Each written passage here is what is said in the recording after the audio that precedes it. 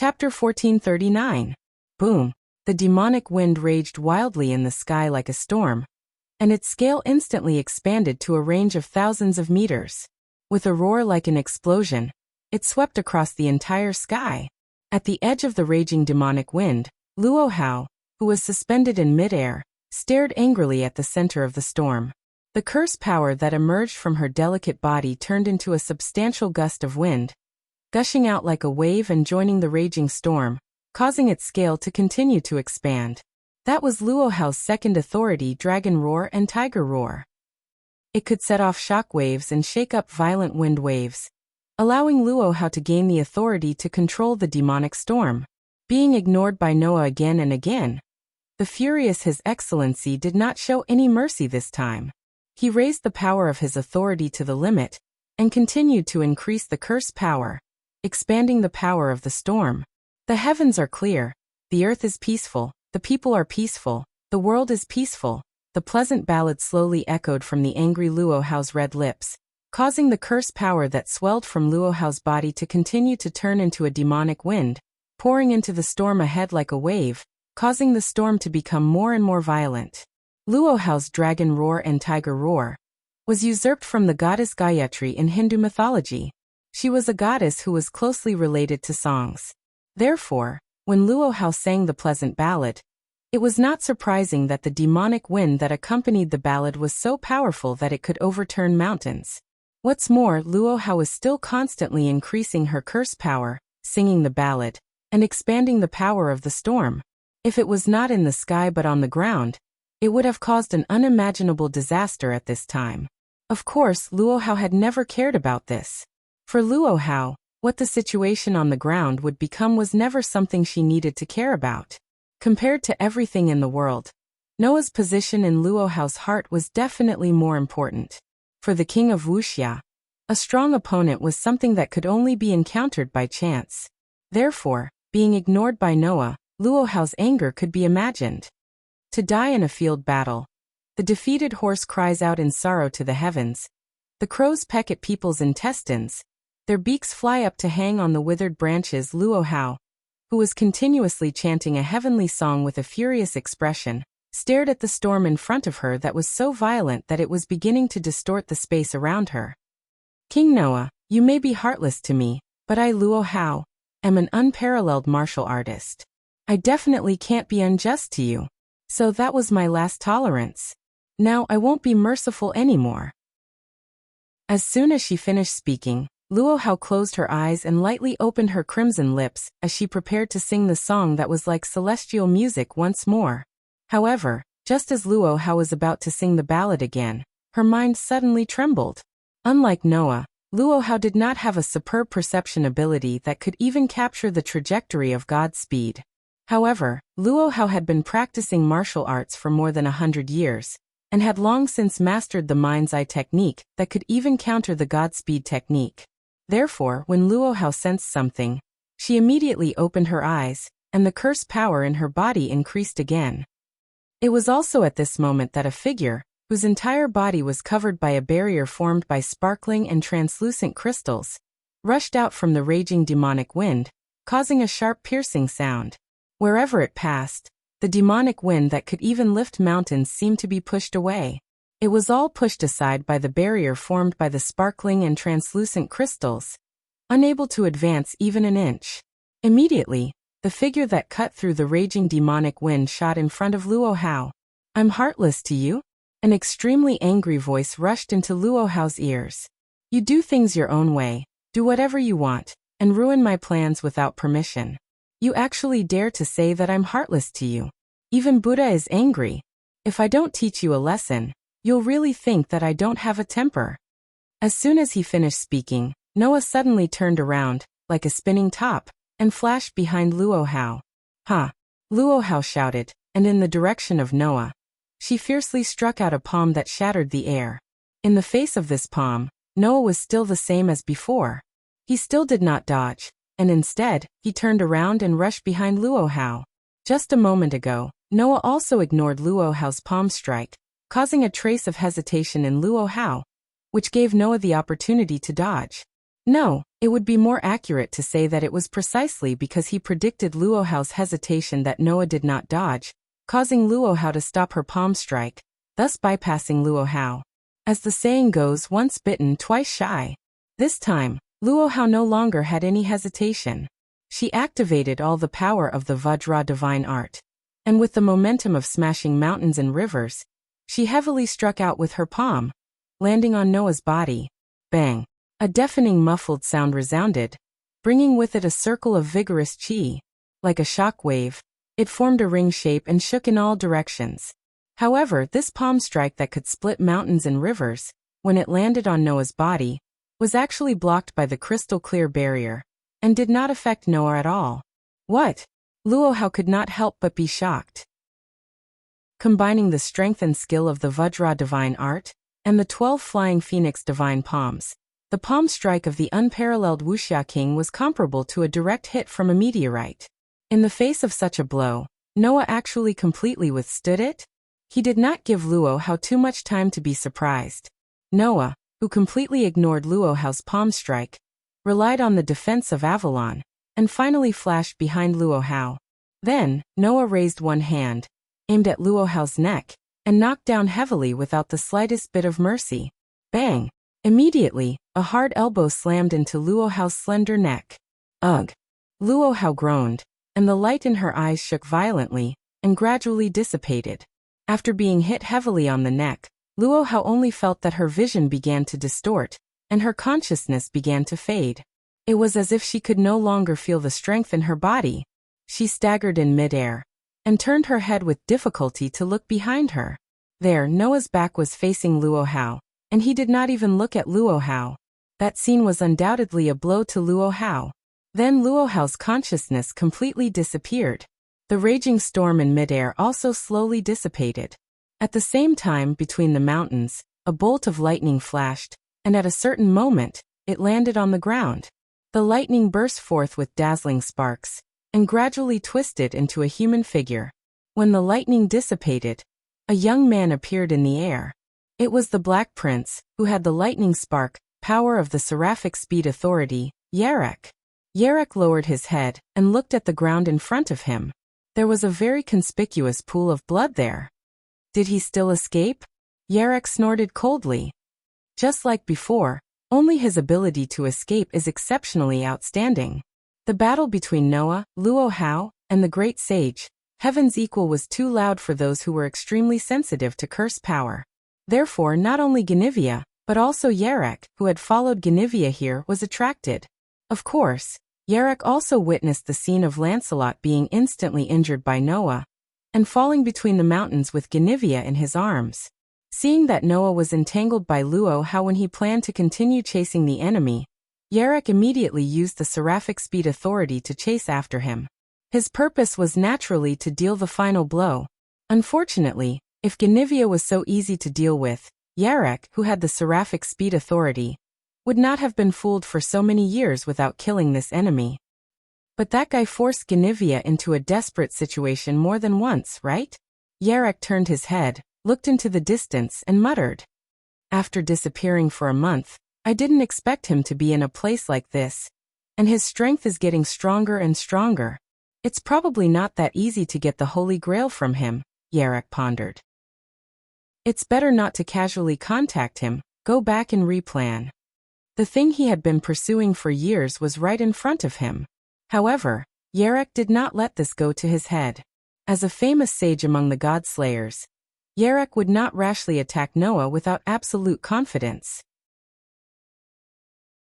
Chapter 1440. When Noah carried the unconscious Luohao and returned to the mountain peak where he fought the great sage, Heaven's Equal, and came to the foot of the mountain, he immediately saw Hui Na and Lu Yinghua confronting each other.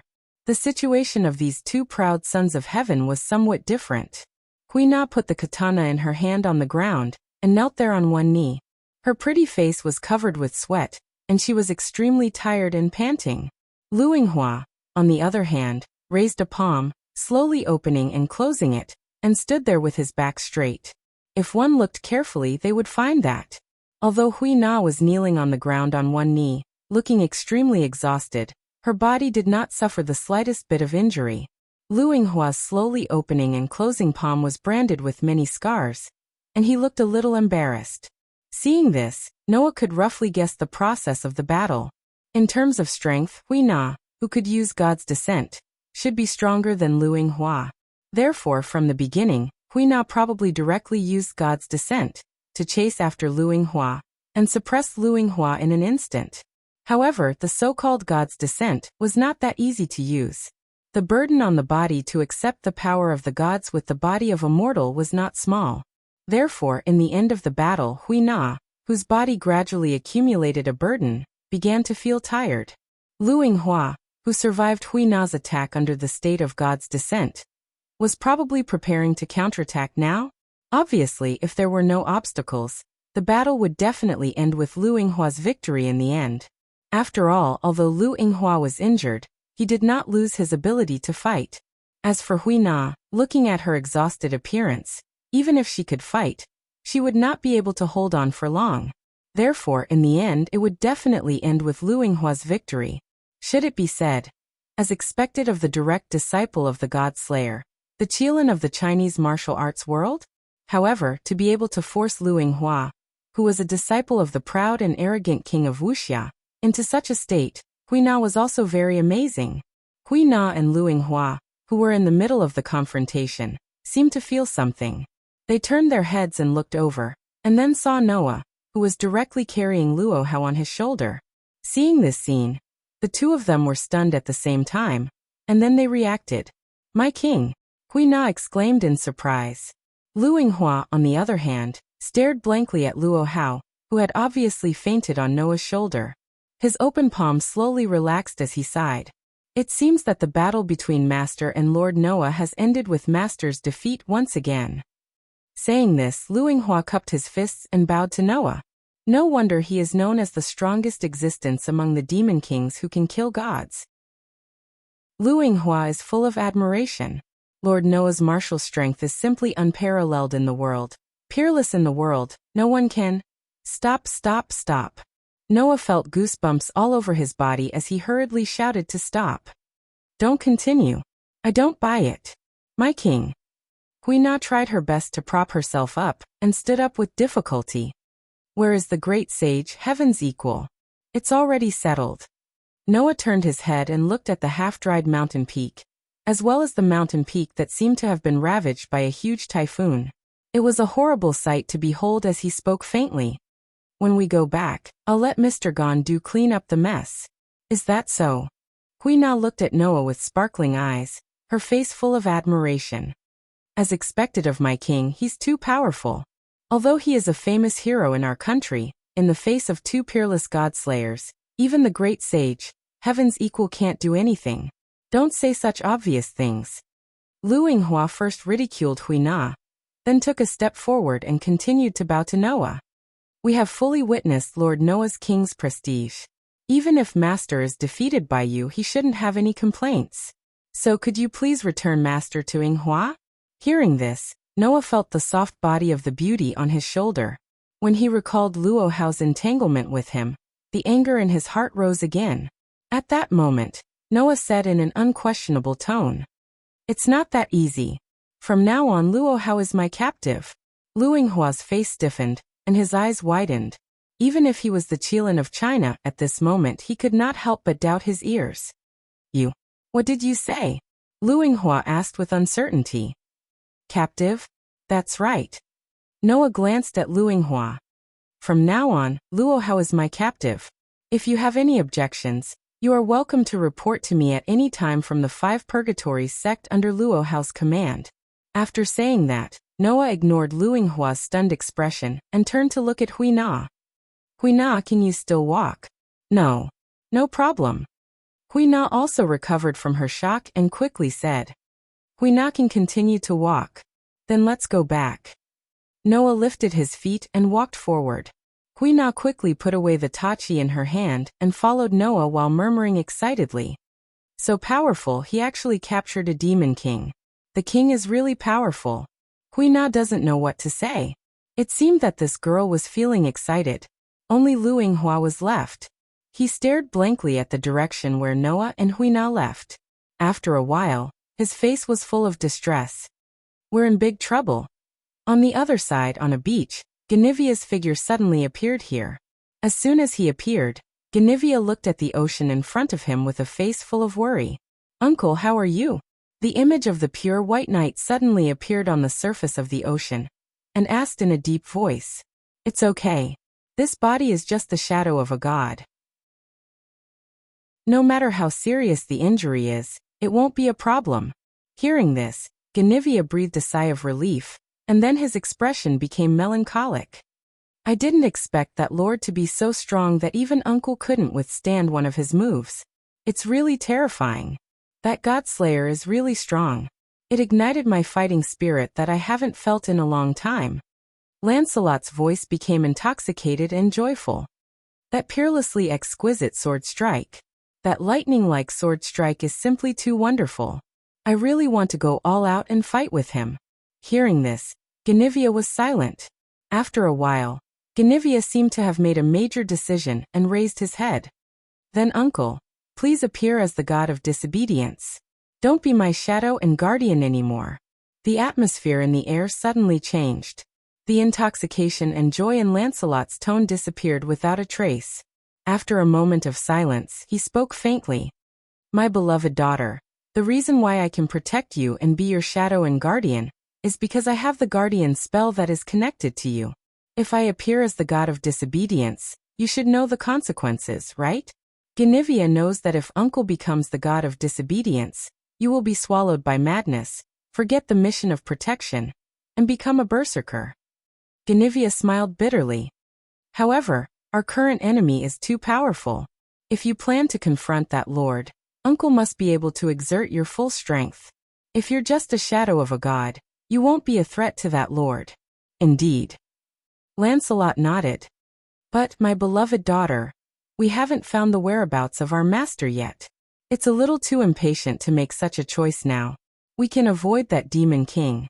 Finding our master is our mission." "No, uncle, I have a feeling that we are very close to the master's location now." Guinevere shook his head.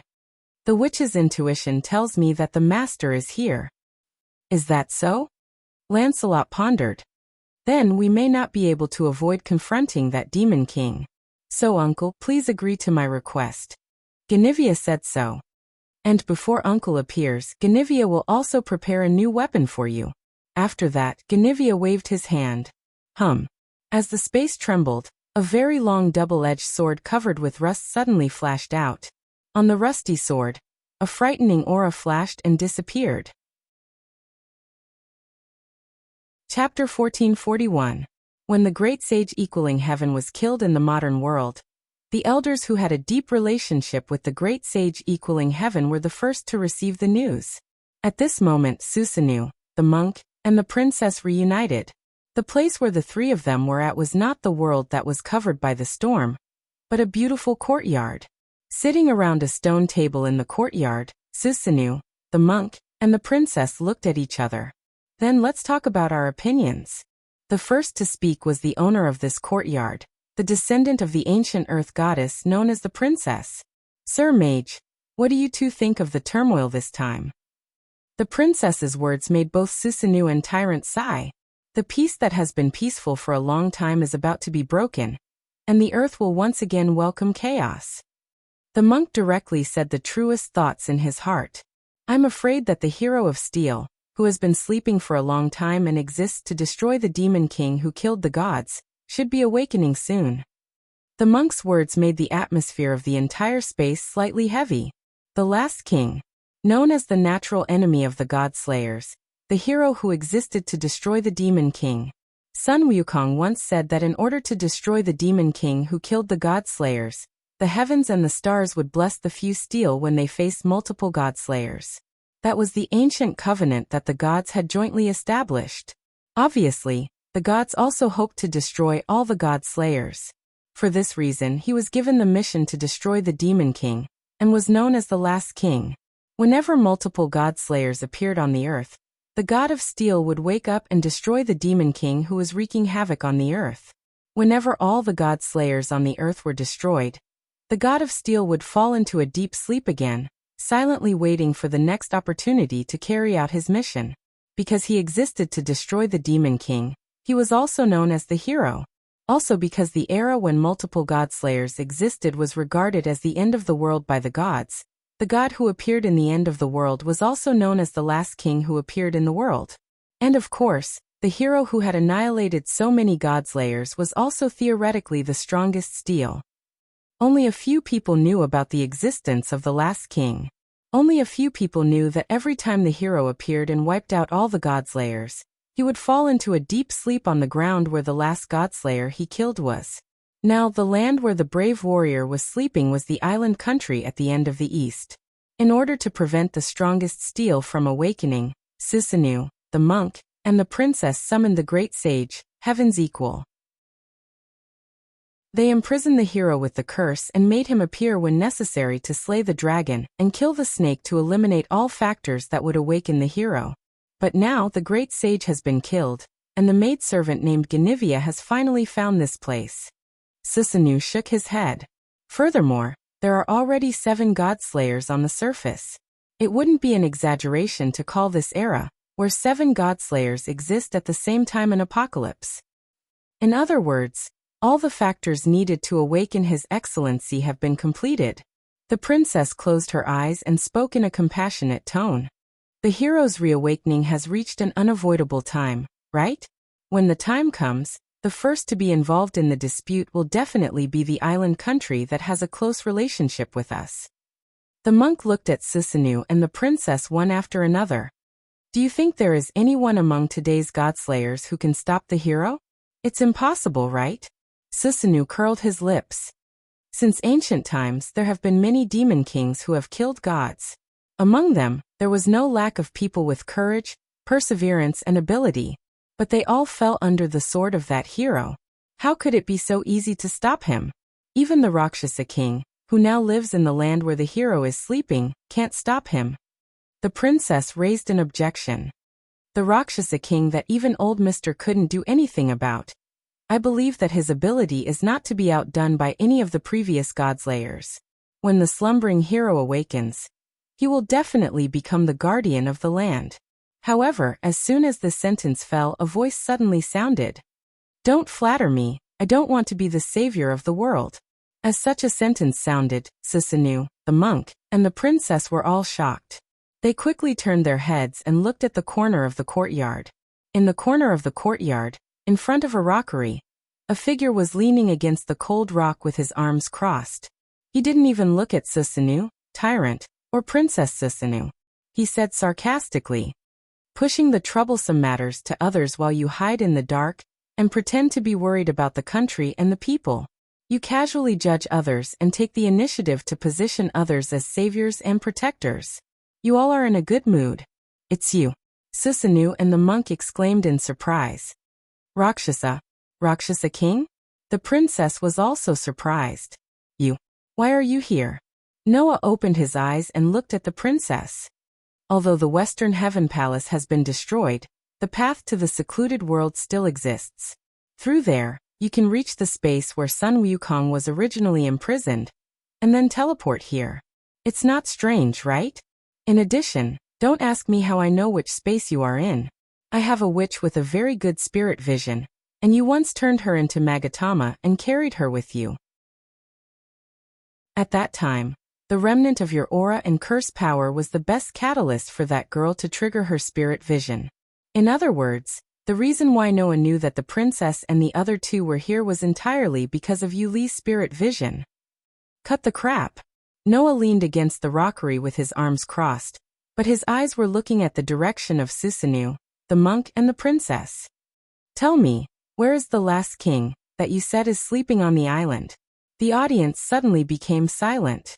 They didn't expect that Noah would suddenly come to them and directly ask the most important question, so the three of them couldn't react for a while. Don't tell me you don't know. Noah mentioned intentionally or unintentionally. Even Guinevere, who has been looking for the last king, didn't know the whereabouts of the last king, but you knew from the beginning that Steel was sleeping here, and you also specifically called Sun Wukong to kill the dragon and snake. Obviously you know something.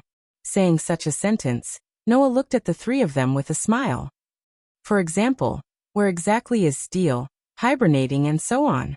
Susanu the monk and the princess were suddenly speechless. What? You don't want to say? Noah sneered and turned his head away. That's fine, but since you want others to deal with a difficult enemy, and also want to hide, then don't expect others to act according to your plan. After saying that, Noah straightened up, and a cold expression appeared in his deep dark eyes. It doesn't matter if the last king wakes up or if he continues to sleep. If it's necessary, then we'll deal with him. If it's not necessary, then we'll let him go. That's what I do. And you? Noah's eyes swept over Susanu, the monk, and the princess. Since you don't want to do anything, then don't let me find out that you are secretly doing something. Otherwise, you have lived for so many years, and it is indeed enough. Leaving such a sentence, Noah's figure suddenly disappeared from the place, and disappeared without a trace. Susanu, the monk, and the princess were silent. Sir, master. The princess looked at the two of them with a reproachful gaze, making the Rakshasa king feel so disgusted. Now, are you two satisfied? Susanu and the monk both had a bitter expression, and they couldn't say anything. After all, in the end, it was the two of them who thought highly of themselves that led to this situation, right? Now the two of them finally understood. Perhaps, they always thought that they controlled the whole chessboard. However, they were not the only ones who could play chess. Chapter 1442. Through the passage to the hidden world. Noah walked out of the Western Heaven Palace, bathed in the sunlight again, and took a deep breath of fresh air. The annihilation of the great sage, Heaven's equal, had only happened in the morning. Now it was afternoon, and in another 2 or 3 hours, dusk would come. Undoubtedly, it had only been 5 days since he returned to this world, but Noah felt as if a long time had passed. Probably, it was because in these 5 days, there were too many disputes around Noah, right? Sure enough, I guess I'll have to spend my life busy. Thinking about it carefully, Noah had only lived for about 10 years. From the time he could remember, Noah had appeared with the appearance and intelligence of a 10-year-old. Now Noah was almost 20 years old. Among them, there were several years where he cultivated in the deep mountains and forests. The other years were basically spent in various worlds searching for world fragments, while trying to integrate himself into various worlds, and then being involved in all kinds of disputes. In other words, living until now, Noah had not lived many peaceful days. However, that was to be expected. Although he still did not know how he was born, at least, Noah's origin was definitely not simple. This matter could be confirmed.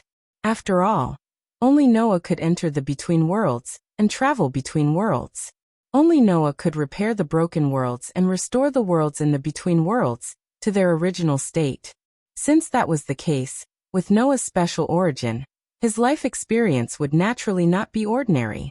However, how long would it take to completely restore all the worlds that were as numerous as stars in the space between worlds? It was estimated that even if it took 100 or 1,000 years, it might not be able to completely restore them.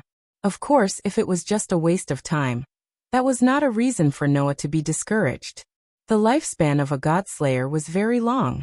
For example, Warban and Luohao had already lived for more than 200 years. Moreover, Noah's Gate of Babylon also had many items that could prolong one's life, and there were even immortal herbs that could make people immortal. Lifespan was not a problem at all. Therefore, what Noah really cared about was not how much time it would take to restore the worlds in the between worlds. There was only one thing that Noah really cared about. That was how to solve the problem of the worlds being destroyed.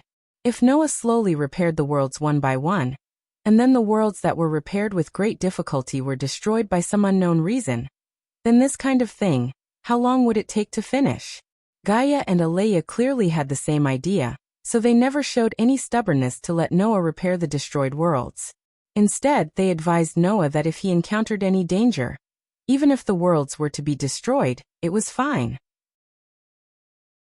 Noah itself was more important than those worlds. This was what Gaia and Alea said. Therefore, Noah felt that searching for world fragments in various worlds was, in fact, only secondary to him. Noah's true mission was to solve the problem of the between worlds, that was destroying the worlds one by one. If possible, Noah hoped to solve this problem now. However, Gaia and Alea did not show that they had such intentions. Noah could feel it. It was not that Gaia and Alea did not want to solve this problem, but that they were waiting for something. Are they waiting for me to have enough strength? Noah's eyes flashed. Or is it that Gaia and Alea are preparing something crucial? Noah's intuition told him. Maybe it was both. I really don't know when I will be able to live a happy life with Mira and Lisanna. Noah sighed and then thought about the other girls that he had a deep relationship with. Right, there is also Saint Sun. With Saint Sun, Noah had made a promise of 3 years. After 3 years, if Saint Sun still had feelings for him, then Noah would make a good marriage with him. After 3 years, if Saint Sun had found someone he truly loved, then it would be as if this matter had never happened.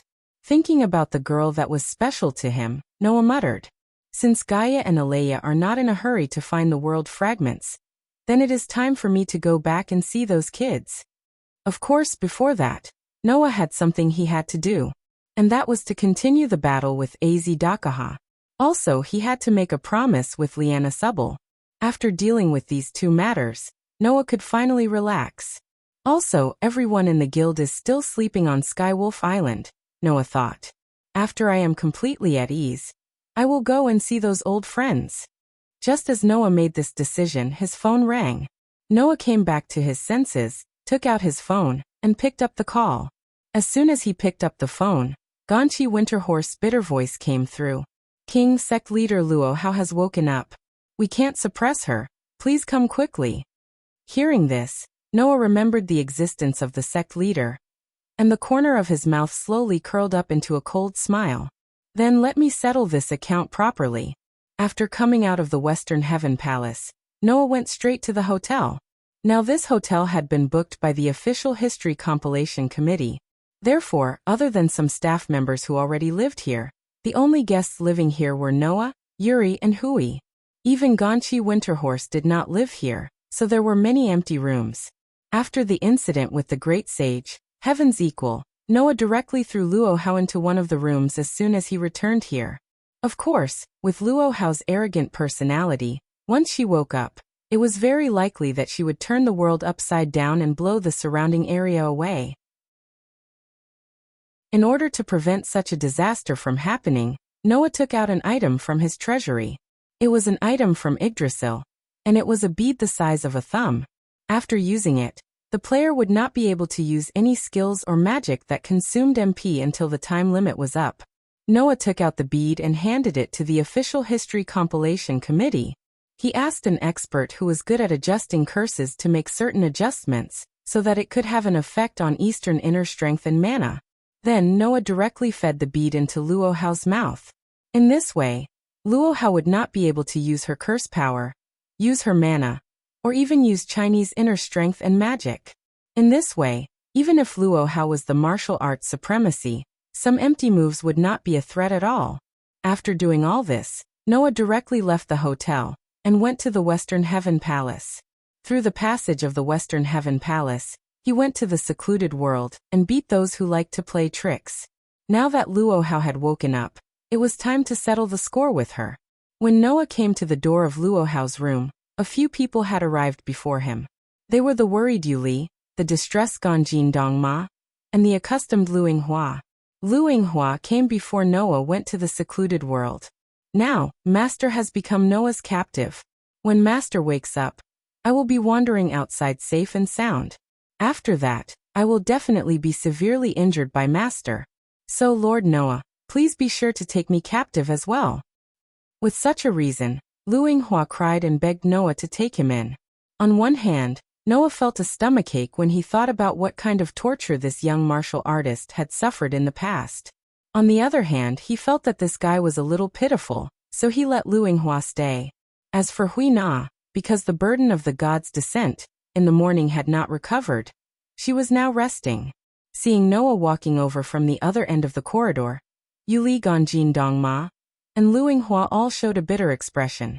Presumably, the 3 of them were afraid that they would anger the sect leader, so they could only wait outside the door.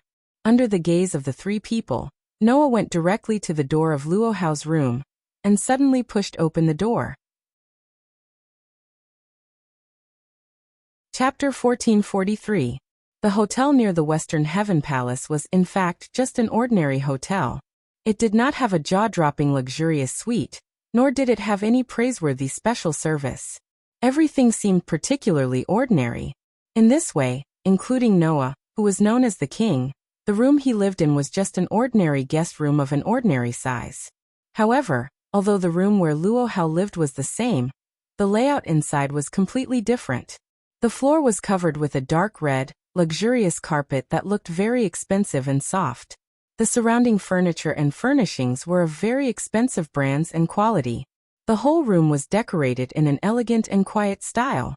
Even the curtains had been replaced with expensive products that made people feel dazzled. Although the size of the entire room was only average, it suddenly transformed into an extremely luxurious VIP room. These arrangements were all made by the official history compilation committee. Originally, when Noah lived here, Gonchi Winterhorse also suggested that the room where Noah lived be slightly renovated. However, Noah directly rejected it by saying, "It's better to live in a luxurious hotel. Why do you have to take such a big detour?" After all, Noah was not the kind of person who coveted glory and wealth, who liked to enjoy a high-profile life and put on a show. Although he didn't mind making his life better, Noah didn't think it was necessary to do it deliberately. But Luo Hao was different. As a person who lived in seclusion in a nunnery in the mountains, Luo Hao really didn't care about the comfort of the living place. However, this hierarch, who had extremely high self-esteem and was extremely narcissistic, was quite concerned about the show that was in line with his identity. In view of this, before Luo Hao woke up, in order not to anger the king, Gonchi Winterhorse arranged for people to change the layout of this room as quickly as possible under Lu Yinghua's suggestion. In such an elegant and quiet room, Luo Hao, who was wearing a fairy's feather-like Han Chinese costume, was sitting cross-legged on a dark red carpet. His eyes were closed tightly, and he was in a state of meditation. That was meditation. The hierarch seemed to be trying to cultivate his internal strength, trying to mobilize the curse power, and restore the unparalleled force in the world. Unfortunately, Luo Hao's body did not have a trace of curse energy fluctuation, so she did not succeed. Even so, Luo Hao still had a calm expression as she continued to meditate without any sadness or joy. Frankly speaking, Noah admired Luo Hao quite a bit. Originally, Noah thought that with Luo Hao's character, if he discovered that his peerless martial strength had been sealed, he would definitely make a scene. However, Noah had forgotten.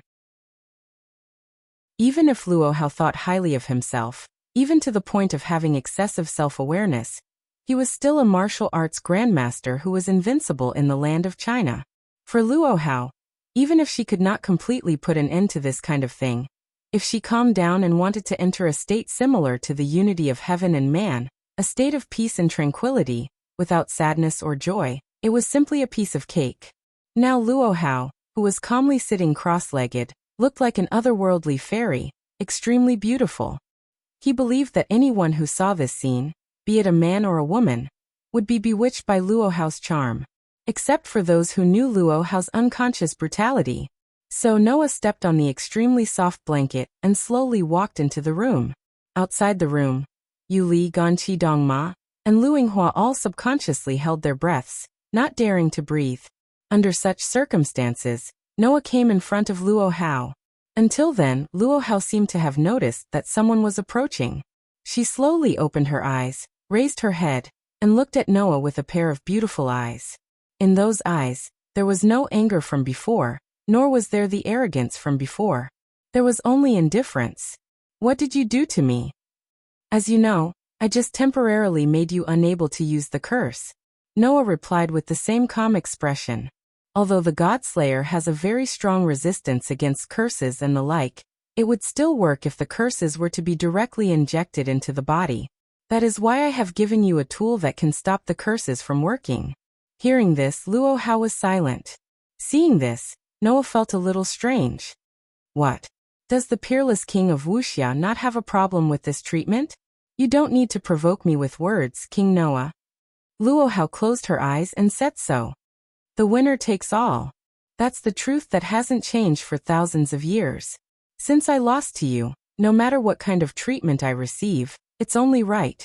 I Luo Tzuilian won't deny this point and lie to myself here. I really admire you. Noah curled his lips and said sarcastically. Undoubtedly, as a wuxia king, you have a spirit that no one can match, but as a king, you have no self-awareness of your brutality. I really don't know whether to admire you or laugh at you. Your argument is wrong, King Noah. Luo Hao opened her eyes again and retorted. You and I are the existence of any king and overlord since ancient times. It is natural that we enjoy the respect that no ruler can match. But that is only the way of the king, not the way of benevolence. Noah shook his head. As a king, if you have the ability that no one can match, then it is natural that you enjoy the supreme respect. But as a king, you are also a person. In addition to being a king, you are also a strong person. Then it is natural that you empathize with the weak, protect the weak, understand the weak, and protect the weak. If you don't even understand this, then even if you are a king, you will only be a tyrant that is feared by people, not a benevolent king that is respected by people. Your argument is also wrong, King Noah. Luo Hao shouted as if she expected better from him. You and I as kings should also be overlords. We both have the qualifications to represent the will of this world. Since this is the case, our vision should not be limited to people. Instead, it should expand to this world. To you and me, people are definitely not things that should be benevolent. And to the world, we don't even know if the existence of people is beneficial or not. King Noah, your vision is too narrow. Indeed, compared to you, I can't see the people, things and things of this world in such a detached manner. Noah sighed. But even if I could, I wouldn't want to do it. I don't want to look at people with a high and mighty gaze. Instead, I want to integrate into them, live with them, laugh with them. Only then can I be called a person. I didn't expect that King Noah would be so reluctant to part with worldly things. Luo Hao seemed to be a little disappointed. Wake up, King Noah. As a senior of the King Dao, I advise you that everything in the mortal world can cause people to fall. If you are trapped in this world of karma, you won't be able to achieve the Tao. I've said that I've never wanted to be an existence that transcends worldly things. Noah curled his lips and smiled. As long as I can protect my companions and the people, things I love, that's enough for me. Is this your Tao? Luo Hao pondered for a moment and then nodded. Fine, even if we are both kings, we don't necessarily have to walk the same path. On the path of kings, I chose the Tao of tyranny and you chose the Tao of benevolence. As the saying goes, people with different Taos can't make plans together. I don't have the qualifications to criticize your Tao. Luo Hao sighed faintly after saying this. Moreover, I've already lost to you on the path of the king. I don't have the qualifications to comment on the path you've chosen. The winner is the king while the loser is in the wrong. I'm just a trophy on your path of the king. After saying this, Luo Hao seemed to have accepted her fate and calmly spoke. I, Luo Hao, admit your victory. King Noah, although our Taos are different, I am still the loser. Since that's the case, I have no complaints about you taking me as your concubine. When these words resounded through the entire space, the heavy atmosphere in the air suddenly became strange. At this moment, everyone was stunned. Yuli was stunned. Yuli was stunned. Lu Yinhua was stunned. Even Noah's mouth was slightly agape. He was stunned. Chapter 1444. Silence. A deathly silence ensued. Regardless of what Yuli, Ganji Dongma, and Lu Yinhua were doing now, Noah stared at Luo Hao, who was sitting cross-legged on the blanket, and couldn't make a sound for a long time. The atmosphere in the air suddenly became extremely strange. In such a situation, Luo Hao, who didn't have any self-awareness and was extremely arrogant, felt a little uncomfortable and stared at Noah. King Noah, why are you looking at me with such eyes? Do you think there's something wrong with what I Luo Hao said? What was wrong with what she said? Wasn't that obvious? But Luo Hao had a natural look, as if she had said something natural, which made others feel that she didn't seem to have said anything wrong. However, if one carefully listened to Luo Hao's words just now, they would understand. Among them, there was a huge problem. Seeing that Luo Hao still had no self-awareness, Noah rubbed his temples. Well, it seems that if I don't say it directly, you won't understand. After speaking, Noah looked straight at Luo Hao and spoke bluntly. When did I say I wanted to take you as a concubine? Yoli, Ganji Dongma, and Luinghua nodded involuntarily. Luo Hao didn't wake up for long. Before Luo Hao woke up, Noah was undoubtedly in seclusion, beating the 3 Japanese elders who claimed to be in seclusion but still did a lot of great things. He didn't come back until just now. Then, when did Noah say that he wanted to take Luo Hao as a concubine, which was so shocking that people's jaws dropped? The most important thing was that Luo Hao, the leader of the Wulin Alliance of China, who had the best martial arts skills in the world, was going to be Noah's concubine? This must be a joke, right? At least, among the people present, except for Luo Hao, everyone else thought so, including Noah. But Luo Hao frowned. No one knew what she thought of, and she glared at Noah. King Noah, you know what's good for you. The sudden rebuke stunned Noah. I, Luo Hao, am the supreme of China's martial arts world. Although I've been defeated by you, I'm still an indomitable king. Now I'm willing to be your concubine, and not your first wife. This is the biggest concession I can make. Luo Hao shouted. Don't tell me you're not even going to give me a proper status? Don't you realize that there's a very important question in your words? Noah couldn't help but raise his voice a little. Let's not talk about being a concubine, or having a proper status. First of all, when did I say that I wanted you to be my woman? These words caused Luo Hao to be stunned at first. Then, she seemed to have understood something and looked at Noah with disdain. King Noah, do you think I'm a brute who only knows how to use force? Do you think I don't understand why you're keeping me, Luo Hao? Oh. Noah was angered by Luo Hao's disdainful gaze and asked. Then why don't you tell me why I'm keeping you? Since ancient times, as kings, victory and defeat on the battlefield are decided fairly. The defeated side can only be dealt with by the victorious side. Luo Hao said to Noah. You've captured me, but you don't intend to behead me in public to show your might as a king. That must be because you want to follow the example of the victorious country in ancient times, and marry a member of the royal family of the defeated country as a concubine to show your high status, right? It was as Luo Hao said. In ancient times in China, when 2 countries were at war, there were generally 2 ways for the victorious country to deal with the defeated country. One was to directly behead the emperor and take in the territory of the defeated country to expand the scope of the country. The other was to take in the defeated country as a subordinate country. The emperor of the victorious country would marry the unmarried princess with the highest status in the royal family of the subordinate country as a concubine to show his status. Now Luo Hao directly applied this old concept to the current situation. The difference between the two was so big that there was no end to it. Although Noah and Luo Hao were both known as kings, Noah was not an emperor and did not have a territory. He was just an individual. Even if Luo Hao ruled the world in China and had many followers and gangs as subordinates, Noah defeated Luo Hao. There was no need for him to be involved in the above 2 situations, right? For example, directly beheading the emperor and taking in the territory of the defeated country to expand the scope of the country. Firstly, Noah did not want to become an emperor and dominate the world. Secondly, he did not want to take in any territory. Why would he do that? Another example was to take in the defeated country as a subordinate country. The emperor of the victorious country would marry the unmarried princess with the highest status in the royal family of the subordinate country as a concubine to show his status. That was even more unnecessary, right? After all, Noah did not need to show his status, nor did he want to carry out any promotion for his status. Why would he need to go to such an extent?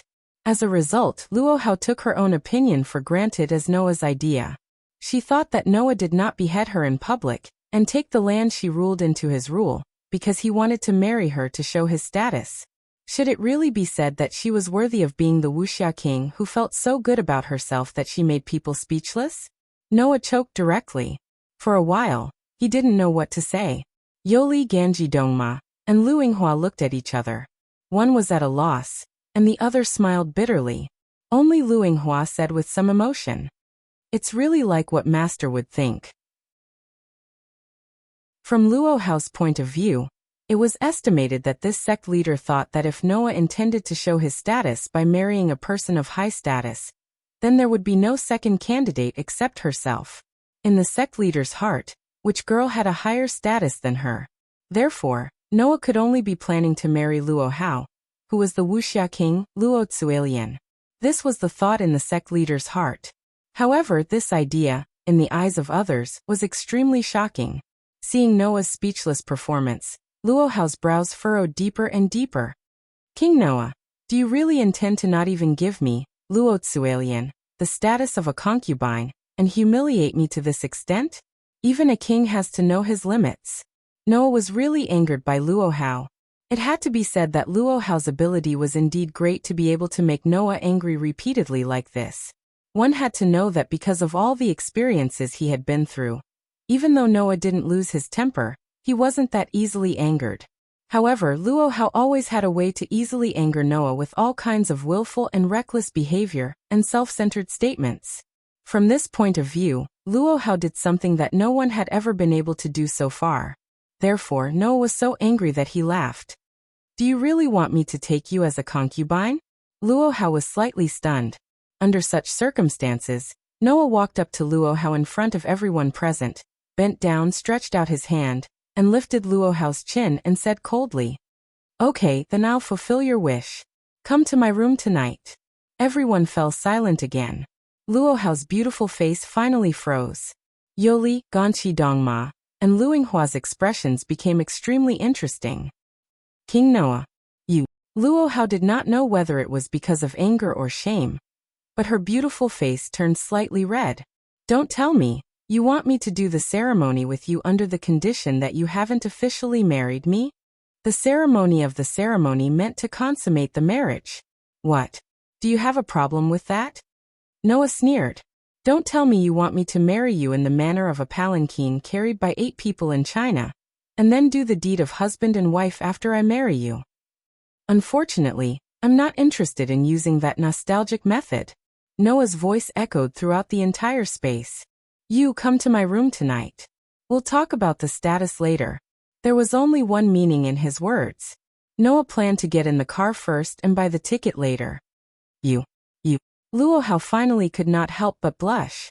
Seeing this, Noah said sarcastically, "So, the dignified Wuxiao king of the land of China does not even have the courage to enter the room of your husband." This provocation, without any surprise, succeeded. Don't underestimate me, King Noah," Luo Hao said angrily. "In that case, I'll show you my courage."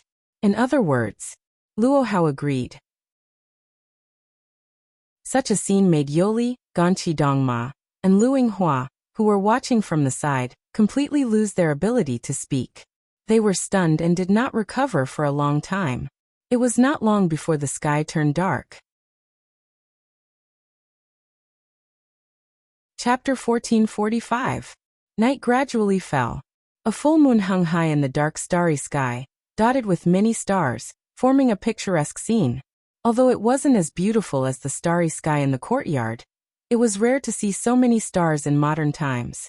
However, in the starry sky dotted with the full moon and stars, apart from the stars, there were also dark clouds. The dark clouds drifted with the wind and covered the stars from time to time, gradually moving in the direction of the full moon. It seemed that sooner or later, the full moon would be covered by the dark clouds. But at least for now, the starry sky was still very bright and beautiful. Presumably, it would arouse the interest of many people and make them admire it. Noah was also looking at the starry sky. In one of the rooms on the highest floor of the hotel, Noah looked at the full moon and stars in the night sky through the window as he spoke with a wry smile. Impulse is the devil. Although he didn't want to admit it, only Noah himself knew what kind of mood he was in now. I feel a little restless. Frankly speaking, Noah was no longer a virgin. In terms of experience alone, Noah, who had 2 delicate fiancées, would be able to enjoy the service of Mira and Lisanna almost every time he returned to the guild. Just the thought of it was enough to captivate him. Logically speaking, with this kind of experience, Noah should be more at ease. But now, Noah was indeed a little restless. If it was under normal circumstances, Noah wouldn't be like this. However, instead of saying that the situation back then was normal, it was more appropriate to say that it was the most abnormal development. Suddenly, he was asked to take in a concubine. Suddenly, it developed to the point where he needed to spend a long night with someone whom he had barely had any contact with, and whom he had only met a few times, let alone having a heart-to-heart talk and understanding each other. Even Noah could not help but feel speechless at the development of the situation. At that time, under the situation that he was angered by Luo Hao, Noah made such a request in revenge, intending to dampen Luo Hao's spirit. Who knew that Luo Hao would be so easily provoked and jump into the pit? In this way, Noah couldn't back down. No matter what, although this result was all kinds of scams, if Noah backed down, he might have been directly choked by Luo Hao. Anyway, I'm not the one who's at a disadvantage. Noah couldn't help but laugh bitterly when he said such an excuse that all men in the world would find. If Mira and Lisanna find out, they'll definitely be angry, right? Of course, as long as Noah was willing to spend time coaxing them, Mira and Lisanna would definitely forgive Noah. Not long after he confirmed his relationship with Mira and Lisanna, Noah told his two fiancées about the Elysium. In fact, before they confirmed their relationship, Mira and Lisanna could vaguely guess that Noah had a concern in his heart based on his words and actions. After confirming their relationship, Noah told Mira and Lisanna about the Elysian prince. Of course, Noah only mentioned the Elysian prince. He didn't reveal the fact that the Elysian prince was in existence from another world. Noah felt that there was no need to reveal anything about the world between worlds at the moment. Because of this, Mira and Lisanna knew about the existence of the Elysian child, as well as the 3-year agreement between Noah and the Elysian child. These two delicate fiancés had said that no matter what the final result was, as long as the Holy Son fulfilled this 3-year promise, they would choose to accept. However, because of this, Noah was controlled by his two fiancés for a period of time with all kinds of resentment. If Noah really did all kinds of things with Luo Hao tonight, Noah definitely wouldn't hide it from Mira and Lisanna when they returned. This was also Mira and Lisanna's request. Compared to knowing that you have another lover outside, I feel that it's more heartbreaking to have you hide this from us. So brother Noah, no matter what, you're not allowed to hide it from us. These were the words that the two delicate fiancés said with smiles on their faces after hearing about the Elysian prince. That was the first time Noah felt fear, and he immediately nodded his head like he was pounding garlic. Therefore, Noah wouldn't hide this kind of thing from them. Besides, Mira and Lisanna were the kind of girls who weren't smart and were instead a little stupid, but their intuition was frighteningly good. If Noah really did have sex with another woman, even if he took 100 baths and shed his skin, those two girls would probably smell something out with their terrifying intuition. In Lisanna's words, it would be don't underestimate the person who sleeps next to you. No matter what, she is the person who is closest to you even when sleeping. That was why it was said that women were an extremely inconceivable creature at all times. However, while Noah felt that it was funny, he was also very touched. At the very least, it proved that Mira and Lisanna had invested a lot of feelings in Noah. Otherwise, they wouldn't accept their fiancé to be in such a state. Although if you're angry, you'll definitely be angry. Just as Noah was thinking about this, a voice entered his ears. I've already gotten so close to you, but you actually didn't notice. King Noah, sometimes I really wonder if you're strong or immature. This voice directly woke Noah up. Immediately, Noah turned his head almost reflexively. Then the scene that was imprinted into Noah's eyes made Noah's heart suddenly skip a beat. The person who came was naturally Luo Hao.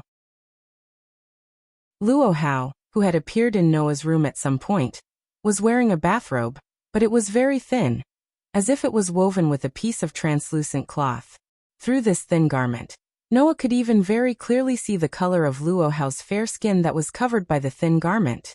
The curves from her waist to her buttocks were exceptionally clear and very attractive. If Luo Hao hadn't hugged her arms in front of her body, her full and round breasts would have been clearly seen. Looking at Luo Hao like this, even Noah had a dry mouth. Originally, Luo Hao had a devastatingly beautiful appearance.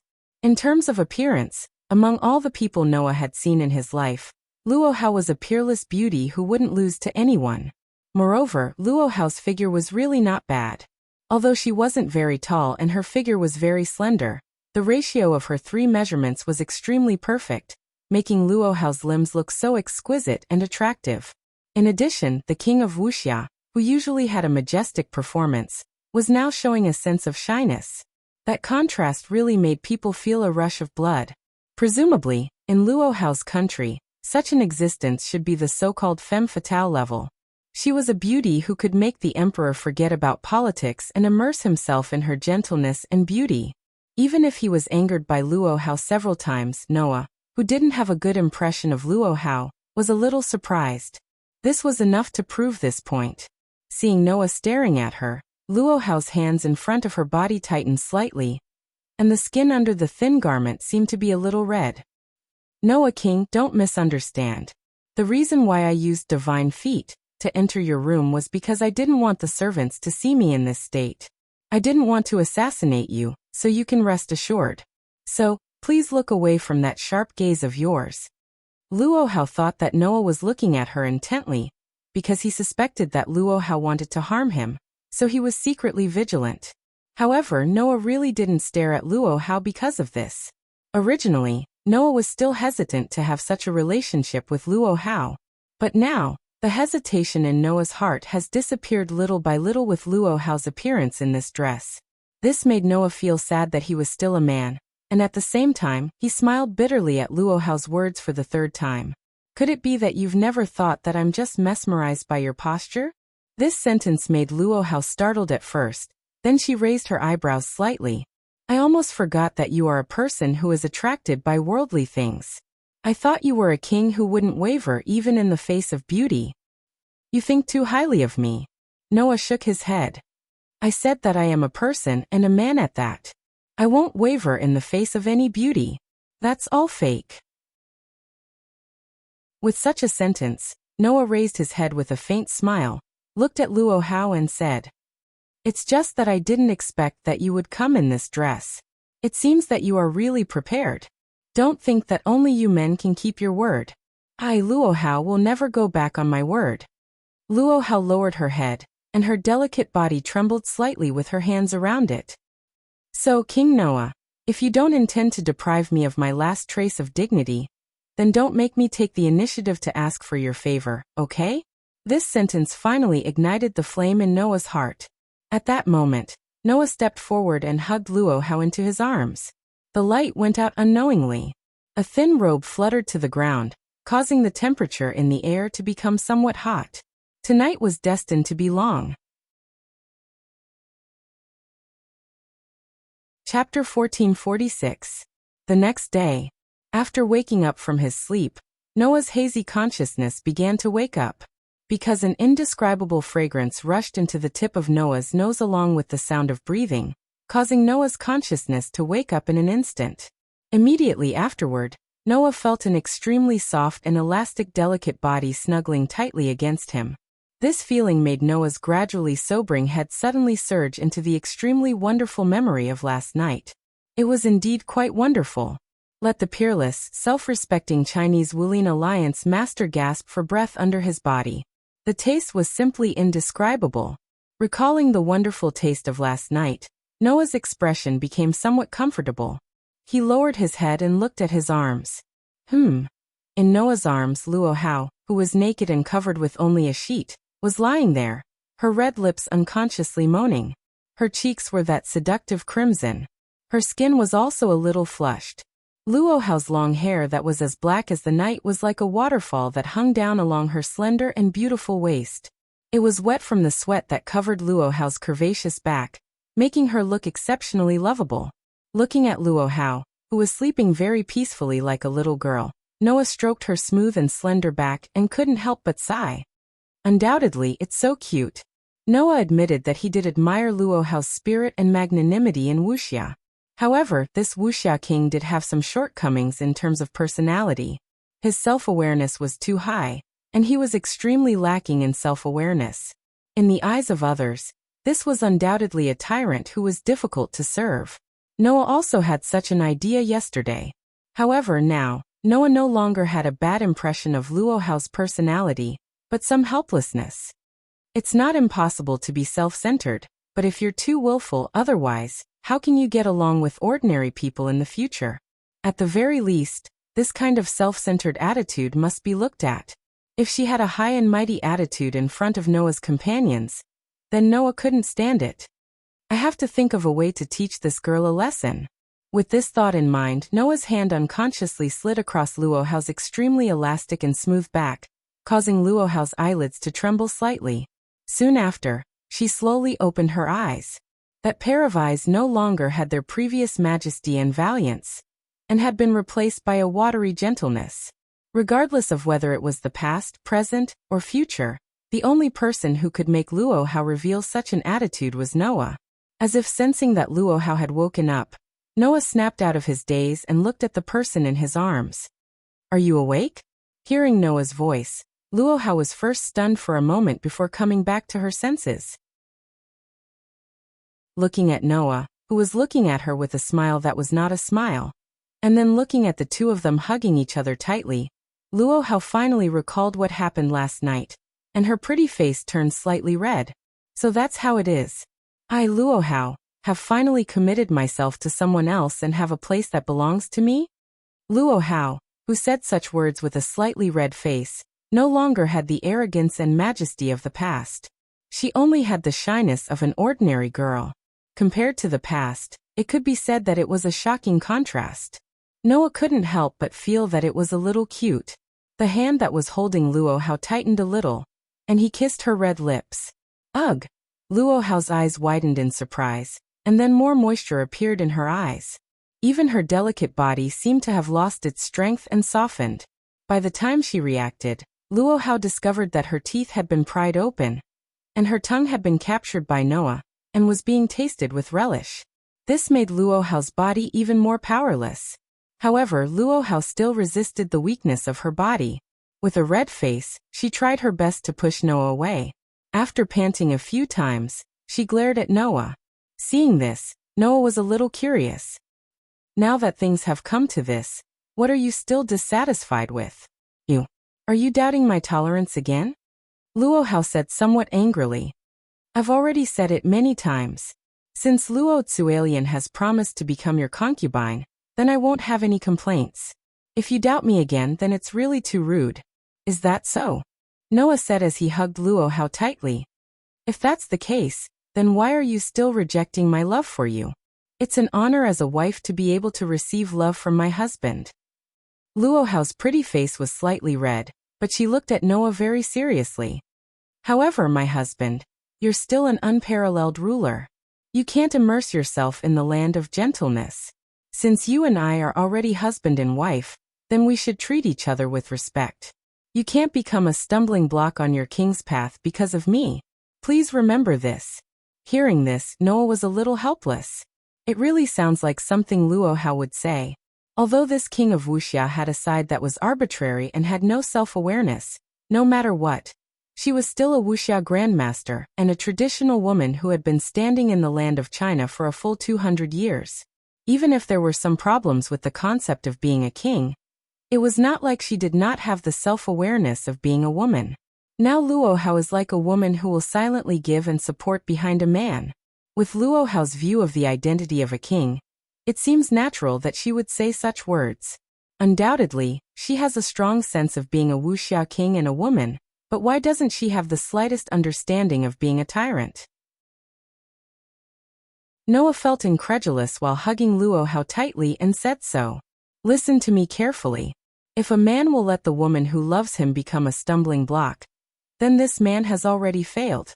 Only if he can handle this kind of thing well can he stand out. Do you think I'm the kind of useless person who will be reluctant to leave the land of gentleness and ignore the court? But you have an excessive obsession with worldly things." Luohao shook her head. "I'm worried that you will sink deeper and deeper because of this and eventually can't extricate yourself. Isn't there a saying in your country that you can only make a name for yourself after going through a disaster?" Noah retorted. "If I stay out of it from the beginning, it's just an escape. For me, no matter what it is, I have to experience it. Only then can I see myself, others, and even everything clearly." "Well, my husband also has his own ideas." Luohao said helplessly.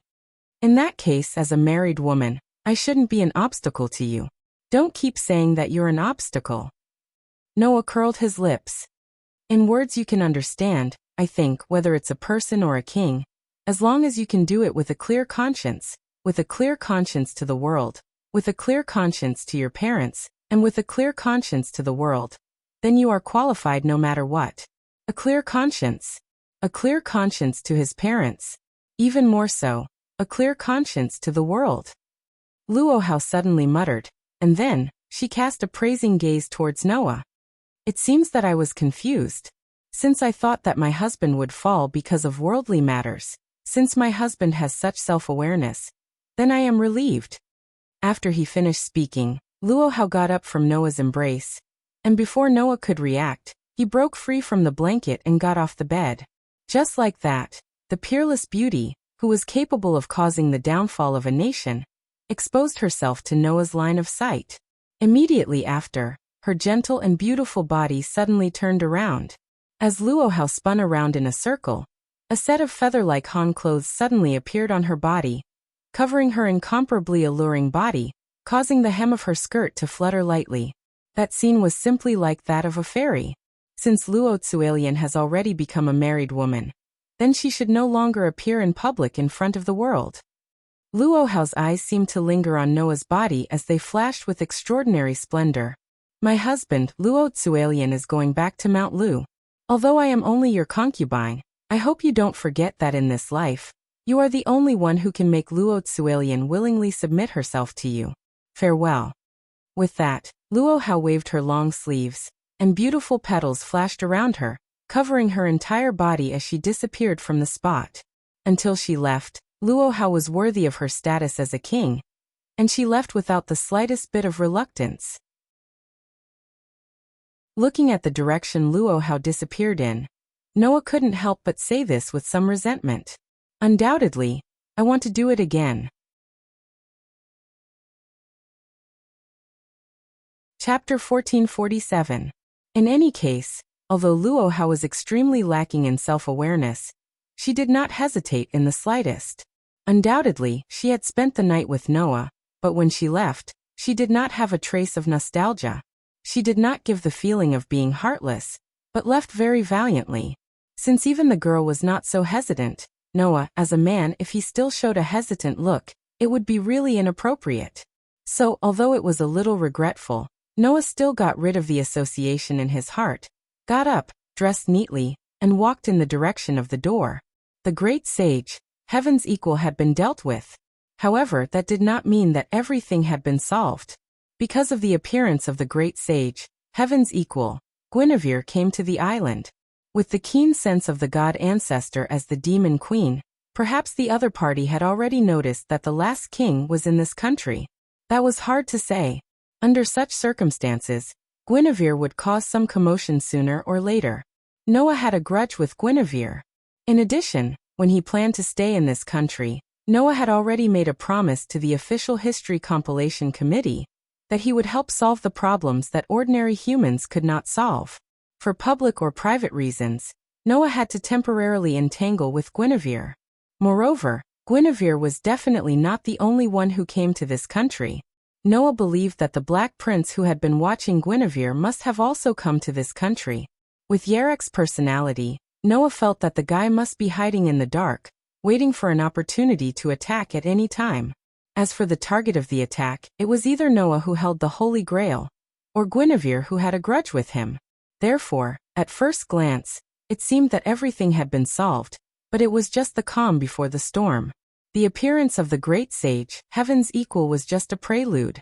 The real turmoil was about to begin. For this reason, Noah also needed to make some preparations.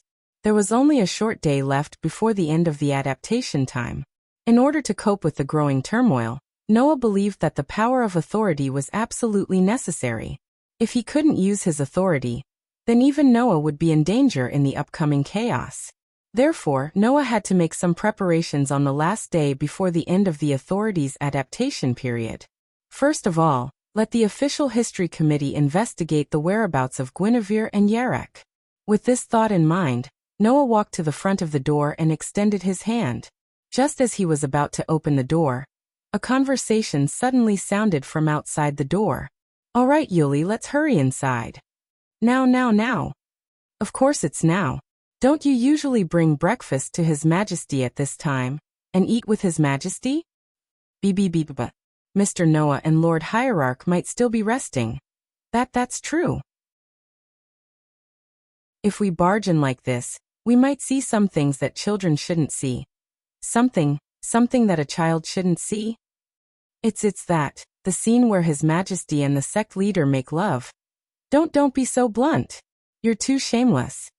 Listening to the shy and flustered conversation between the two, Noah couldn't help but blush. It couldn't be helped. Yesterday, when Noah angrily asked Luo how to come over at night to serve him, Yoli, Ganji Dongma, and Luinghua were also present. In other words, the fact that Noah and Luo Hao had a night of intercourse was no secret. At that time, Noah didn't think much about it.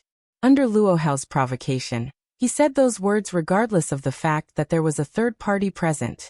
Now thinking about it carefully, in front of so many people, asking Luo how to come over at night to serve him was simply teaching a child a bad lesson. With Yoli's innocence, she was probably in a mess now, right? And listening to Huey's shy voice, it seemed that even this girl who grew up in nature was not very comfortable with love between men and women. Noah could now imagine what kind of impression he had left in the hearts of the two pure girls. When he thought of the two girls who were a few years younger than him outside the door, hesitating whether to come in or not, in case they saw something they shouldn't see, Noah felt awkward. Fortunately, Luo Hao had already left. Otherwise, just now, if Noah was really in the mood and dragged Luo Hao for a while in broad daylight, and then attracted Yoli and Huina's eavesdropping, it would make people want to die. At that moment, Noah suppressed the awkwardness in his heart, pretended to be calm, and directly opened the door. Ah! The next moment, two exclamations sounded at the same time. Noah, Yoli, and Huina's gazes instantly met. The atmosphere suddenly became extremely awkward. Yoli and Huey's pretty faces turned red in the blink of an eye. No, Mr. Noah. Yoli's face was red as she shouted in a panic. Yee, are you already up? Yes, I'm up. Noah laughed dryly. Speaking of which, when will I get up? Don't you already know? But. Huina's face was also red as she smiled shyly. Today, the king is not the only one in the king's room. Huina's words made Yuli lower her head with a red face. Then, she immediately raised her head and glared at Noah. You really don't have the self-awareness of a king. How dare you act so recklessly and completely disregard the impact of your words and actions on the people around you? You really have no sense of shame. What do you mean by no sense of shame? Noah retorted. Isn't it normal for a man and a woman to make love? Please don't be so straightforward. Yoli said shyly. Even if you want to do that kind of thing, please look at the situation. Is there a problem with the situation? Noah was amused and couldn't help but tease. Isn't this a hotel? Ah, Huina said in surprise. So this is a hotel for that kind of purpose? Of course not. Yoli vetoed loudly. His gaze on Noah became fiercer and fiercer. Anyway, you are really too impure. You better reflect on yourself. This sentence was immediately met with a sarcastic voice. You actually want the Demon King, the God Slayer, to reflect on himself. You should at least know what's good for you. Or do you really dare to question the Demon King's decision? Following this sentence, Luinghua's figure slowly walked over from the other end of the corridor. Once he appeared, Luinghua looked at Noah with an extremely respectful gaze. He clasped his fist and knelt down on one knee. With an unprecedentedly grand etiquette, he bowed deeply to Noah. Grandmaster, please accept a bow from your disciple, Luinghua. Grandmaster? Noah was stunned. In response, Luinghua maintained his kneeling posture and said matter-of-factly, Since my master is Sir's concubine, then Sir is naturally my grandmaster. Noah did not know what to say for a while. Then Luinghua raised his head and said to Noah with a rare flattering smile, Just now, my master used the secret method of transmitting sound to me from 1,000 miles away. She told me that I must announce to the world that the leader of the martial arts world in the land of China has a good relationship with my grandmaster. I must let the world know that my grandmaster is the real king who can subdue the wuxia king who is the best in martial arts in the world. I must strengthen my grandmaster's reputation. Announce to the world? Noah was really shocked. Luo Hao actually gave such an order? Yes, now, your disciple is also preparing to follow my master's footsteps. When the time comes, I will naturally announce to the world the grandmaster's power. Lu Yinghua nodded respectfully. Then your disciple will take his leave. After saying this, Lu Yinghua was like a supporting actor leaving the stage. In order not to hinder Noah, the protagonist, in a flash, he disappeared. He left very quickly. Wait. Noah did not have time to stop him at all. Lu Yinghua had already left. Noah could already foresee it. How shocked and surprised would the so-called world be when they learned of this news? Why did this kind of thing have to be announced to the world? Noah could only look in the direction where Lu Yinghua disappeared with the corner of his mouth twitching. Then, he looked at Yoli and Huina who were looking at him with shame and admiration. He was speechless for a long time. Chapter 1448. Is that so? Noah scratched his cheek. At this moment, an elegant voice sounded softly and slowly. Noah was stunned for a moment, and then he exclaimed in surprise. As this voice sounded, a noble woman slowly appeared outside the door. An eerie silence filled the air. Moreover, Yoli also used a spell to help Huina recover, so one day is enough. Compared to the sudden destruction and disaster brought by a sudden impulse, this kind of God's unfolding was just a small matter for those who were afraid of the Demon King. Right? Don't worry, Yoli. This time, Huina was asked by grandfather to be the king's follower. Based on this, grandfather should be willing to lend his power to Huina. She was a very beautiful Caucasian woman with long blonde hair that reached her waist. She was wearing elegant clothes and exuded an elegant temperament. If Huina wants to use the secret technique of inviting God to descend, she must often go to the mountains to cultivate, right? Such a sentence made Yoli and Huina look at each other, and then they smiled bitterly. There was no other way. Who would have expected such an unfolding? Thinking of this, Noah felt like he was sitting on pins and needles. He had to find a topic to divert her attention. Moreover, before going down the mountain, the people from the committee said that Huina may need to work for a long time. Therefore, Huina used the Qingqiu courtyard spiritual spring to cleanse her body in advance, so that her body is full of spiritual energy for a long time. Huina looked carefree. The burden of borrowing God's power should not be small. Will it take only one day to fully recover?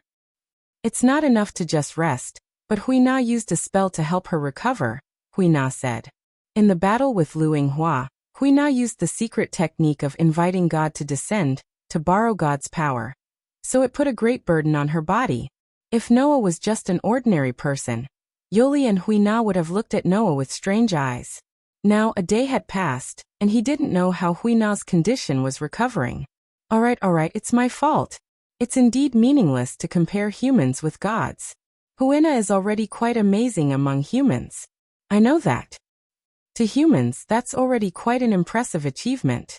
To us, Huina is also quite an impressive person. Please don't compare Huina to the demon kings who can fight against the gods. And that was the beginning of this atmosphere. Looking at Noah's repentant look, Yoli and Huina couldn't help but smile as if they were amused. If I continue to be silent like this, I'm sure I'll be the one who can't stand it first, right? Seeing this woman, Yoli and Huina were stunned.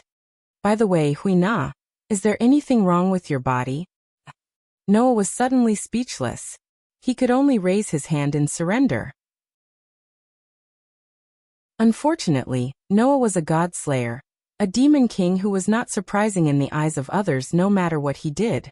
However, even if her body recovers, can Huina still continue to use the secret technique of invite God to descend? Yoli's attention was also successfully diverted. She finally stopped blushing and looked at Huina rather worriedly. However, no matter what, for the whole night yesterday, a man and a woman were having an affair in this room. That was something that couldn't be denied. Anyway, Noah didn't think that it would develop like this until last night. Hui Na couldn't even stay in the human city for more than a month. It was very difficult. The reason why Hui Na grew up in the mountains from a young age was because of this. That's good. Yuli was relieved. Although Hui Na had only been in the human city for a few days, as Noah's follower, it was entirely possible that the head of the witches wouldn't be able to return to the mountains within a month. After a month, the beautiful girl who was known as the best lady in Europe, and was respectfully called the princess, finally appeared in front of Noah again. At that moment, Noah looked at Hui Na and asked in a casual manner, avoiding the topic. No. Seeing the two witches blushing and not daring to look at the surrounding scene, worried that they would see something bad while silently eating, Noah also sighed in his heart. For the king, the power that Hui Na borrowed is naturally nothing. Hui Na said in a rare tone of annoyance. Understanding Yoli's concern, Hui Na explained in a cheerful tone. I haven't seen you for a month. I thought you were hiding somewhere. It turns out that you are here. You even killed the disobedient great sage equaling heaven. You are indeed the demon king who can even take down 3 of his kind in one fell swoop. After all, the divine power that Hui Na can borrow is only a few 10,000ths of this level of power. Alice. Noah curled his lips a little. It's inappropriate to compare humans with the god-slaying demon king from any aspect, even if he's one of the best among humans. From this point of view, Lord Noah has recently stirred up an incident that isn't inferior to the god-slaying demon king's name. That is to say, even if he stayed in the human city for more than a month, Susanu would not lend his power to Hui Na just because her body and mind were stained with filth. It should be said that the inexplicable one was actually Luo Hao. Physical condition? Hui Na was slightly startled, and then her attention was successfully diverted by Noah. She answered with an innocent smile. The reason for this atmosphere was naturally Noah. However, for Noah this atmosphere was a bit unbearable. As a result, as soon as she came back yesterday, Hui Na went back to her room to rest. However, this level of power has already made Hui Na the leader of the witches in this country, and even comparable to the mythological beast.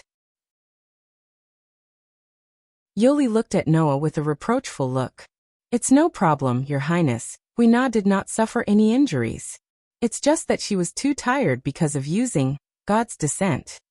She had a good rest yesterday, and now she is completely recovered. It's so troublesome to use the power of that pretentious god. It's really hard on Hui Na. To borrow the power of God with the body of a mortal, the conditions required were not only talent, but also to keep the body and mind clean, otherwise they would not be able to exert their power.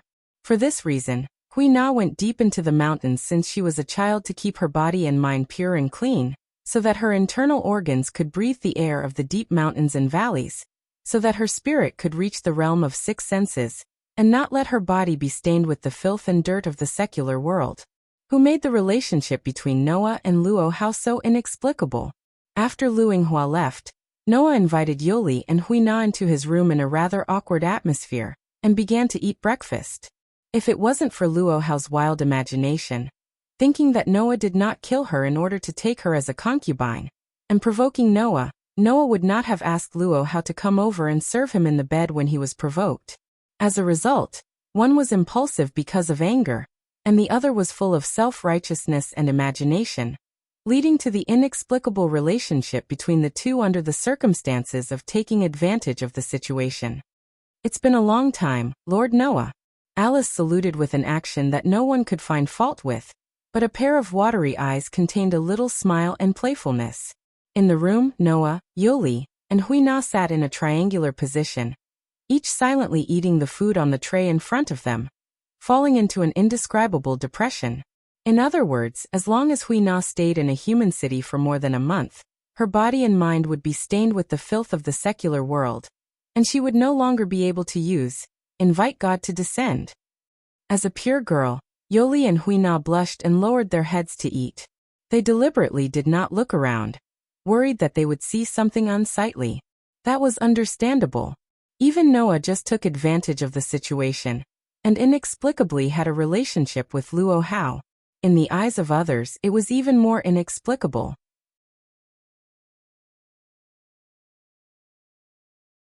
Chapter 1449. In the room, Yuli took a teapot and poured steaming tea into the teacups in front of Noah and Alice, who were sitting opposite each other. Then she obediently stepped aside and stood behind Noah with Huina. Alice, who was sitting opposite Noah, looked at Yuli and Huina with curious eyes and spoke to Noah. Are these two the witches Yuan of the Japanese spell world? Are they your new entourage? When Alice mentioned them, Yuli couldn't help but be a little nervous. Even Huina's expression was a little subtle. Alice Louisovna Napau.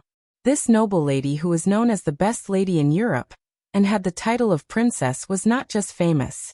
Not only did she become the speaker of the Sage Parliament that specialized in studying the Godslayer when she was only 16 years old, but she also once joined hands with the paladin Paul Brantley of the Copper-Black Cross to fight against the Black Prince Yarek, who was a Godslayer and had repeatedly repelled the Demon King in fields other than force.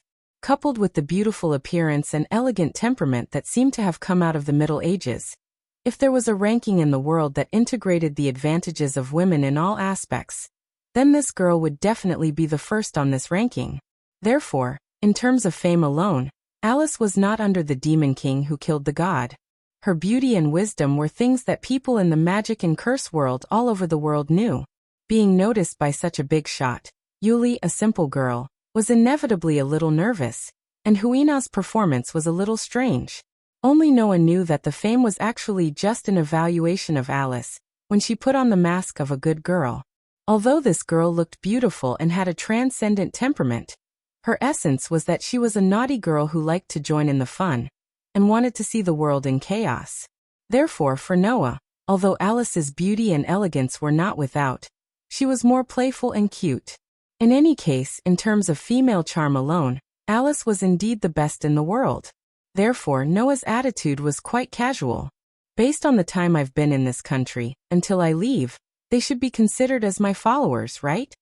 In fact, only Huina was Noah's follower. As for Yuli, it was only because he had a good relationship with Noah that he was asked by the official history compilation committee to continue following Noah.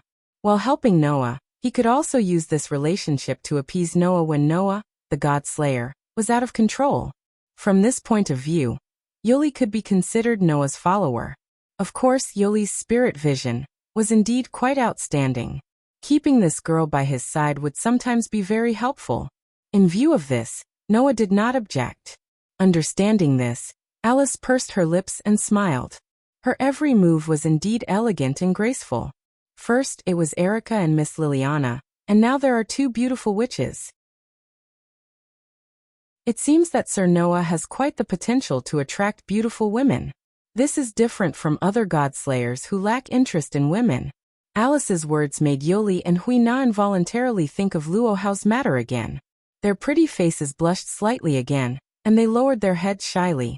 Noah, on the other hand, took a deep look at Alice and said with a faint smile, "Maybe.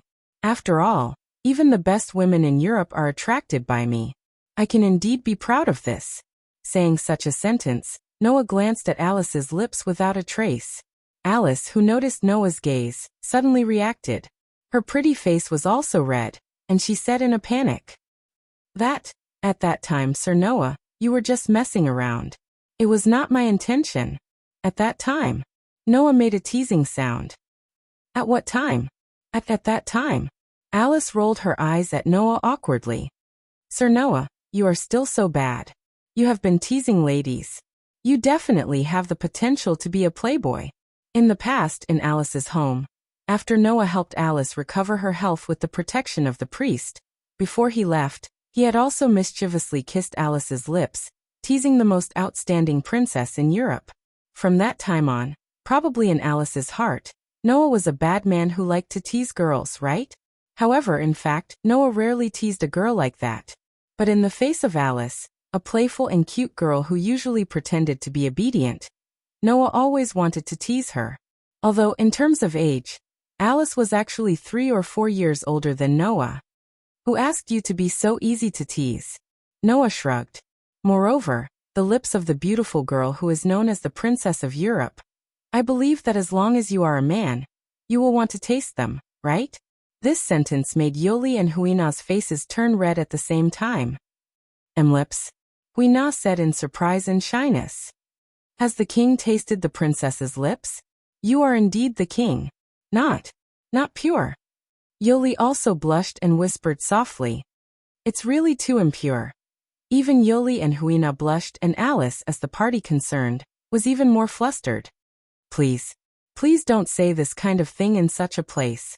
That is not the behavior of a gentleman. Alice glared at Noah and said loudly. Moreover, I am not here to be intimate with Sir Noah, but to talk about business. Is that so? Noah raised his eyebrows and ridiculed. In other words, after talking about business, we can be intimate, right? No. Alice fell into a state of confusion, which was rare for her. I didn't mean that. Seeing that Alice began to feel ashamed and angry, Noah, who felt that it was enough, smiled, reached out, and picked up the teacup on the table. After taking a sip of the hot tea, he went to the main topic. You are here to inquire about the god ancestor, Genivia, right? Seeing that Noah went to the main topic, Alice could not help but breathe a sigh of relief. She looked at Noah with some resentment and said so. I came here because there is reliable information that Lord Genivia came to this country. Moreover, when Sir Noah killed the great sage Heaven's Equal, she met with Sir Noah, right? If a conflict can be regarded as a meeting, then that is it. Noah continued to drink the hot tea and answered indifferently. However, in the end, it was right to let her escape. Even Sir Noah could not catch Lord Genivia. Alice sighed. That's right.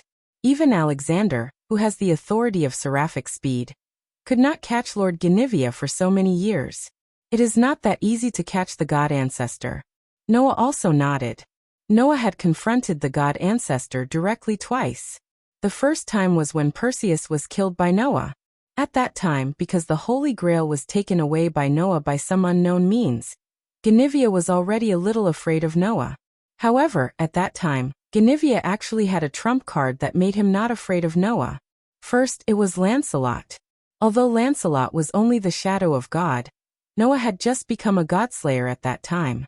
If he were to face Lancelot, he wouldn't be able to severely injure Lancelot as soon as they met. He would definitely be entangled with Lancelot. In this way, Genivia could find a chance to escape. Secondly, Genivia's arrowhead disc stored Perseus's steel. He could summon it and join forces with Lancelot to deal with Noah. If that was the case, Noah at that time was not without a way to win. After all, Noah had the knowledge of Lancelot and Perseus. He could use the warrior's sword of spiritual speech to take down the two gods of steel at the same time. The problem was that at that time, Noah undoubtedly had the knowledge of Lancelot, the Knight of the Lake, but there was no way to use the warrior's sword of spiritual speech. Because of this, Noah was vigilant and thought that things were not that simple, so he let Genivia go. This time, Genivia's arrowhead disc contained the steel of Perseus and the great sage, Heaven's Equal. If he joined forces with Lancelot to deal with Noah, Noah was not 100% confident that he could stop Genivia without using his power. It could be seen that even though Genivia was only a god ancestor, his trump cards were quite frightening. It was not easy to deal with him. Thinking of this, Noah could not help but ask, Hey Alice, is Lancelot really the Knight of the Lake? Noah's question startled Alice at first, then she spoke in surprise. Lord Noah, have you noticed Lancelot's real body? Real body. Noah narrowed his eyes. In other words, this Lancelot is really not the Knight of the Lake under King Arthur in the Celtic mythology of Great Britain? Alice hesitated for a moment, then nodded. Now there is nothing to hide. Yes, the Lancelot by Lord Genivia's side is indeed not the famous Knight of the Lake, but an even more ancient existence. Saying this, Alice solemnly said, Lord Noah, who do you think the last king is?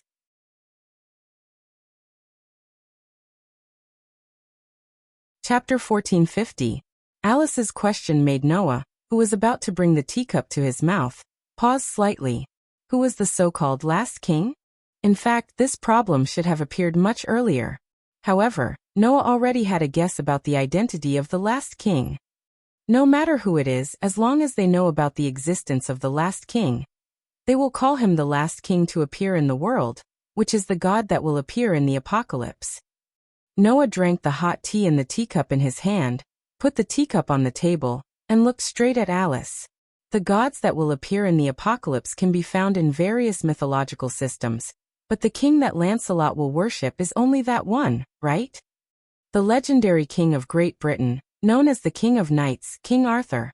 Alice said the name that was quite familiar to everyone. That king does meet all the conditions. In the book The Death of King Arthur, which recorded the legend of King Arthur, there was a very famous tombstone inscription. Hic Jacek Arthur. Rex quondam rex que futurus King Arthur of the past and the future lies here. It meant that the legendary king would not stay in the past. The King of Knights would awaken in the future world and become a king again.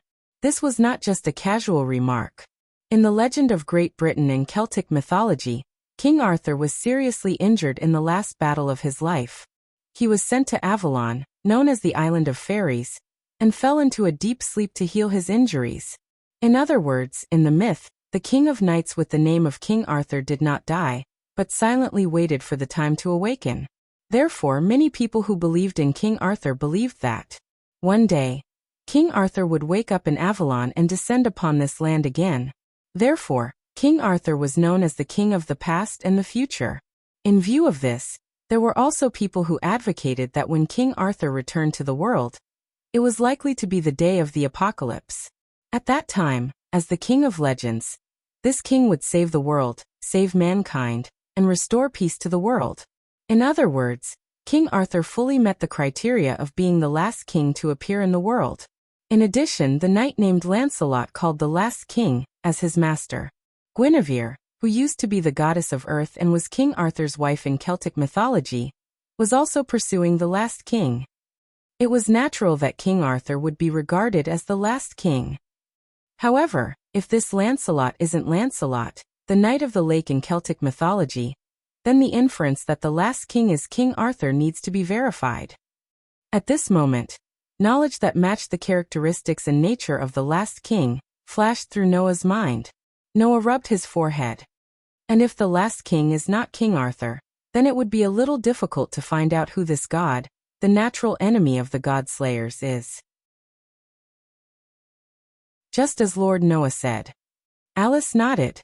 Because Lancelot's identity is a mystery, the true identity of the last king is also difficult to know. So you also don't know the true identity of the last king? Noah frowned. Including Lancelot's true identity? Although it's very embarrassing, not only me, but also many famous witches and even Alexander, who has been pursuing the Holy Grail and exploring the secrets of the last king, don't know the true identity of the two. Alice said, I'm afraid that Lord Noah doesn't know that whether it is King Arthur, the Knight of the Lake, or even the origin of the entire British legend, in fact, it was fabricated by Lord Guinevere. What did you say? Noah was shocked. You said fabricated? Fabricated myths? Yes. Alice seemed to want to emphasize the authenticity of her words and nodded heavily. We can be sure that the existence of King Arthur, and even the myths related to him, are all fabricated by Lord Guinevere. With that said, Alice began to explain. As everyone knew, the true form of the gods was actually the myth itself.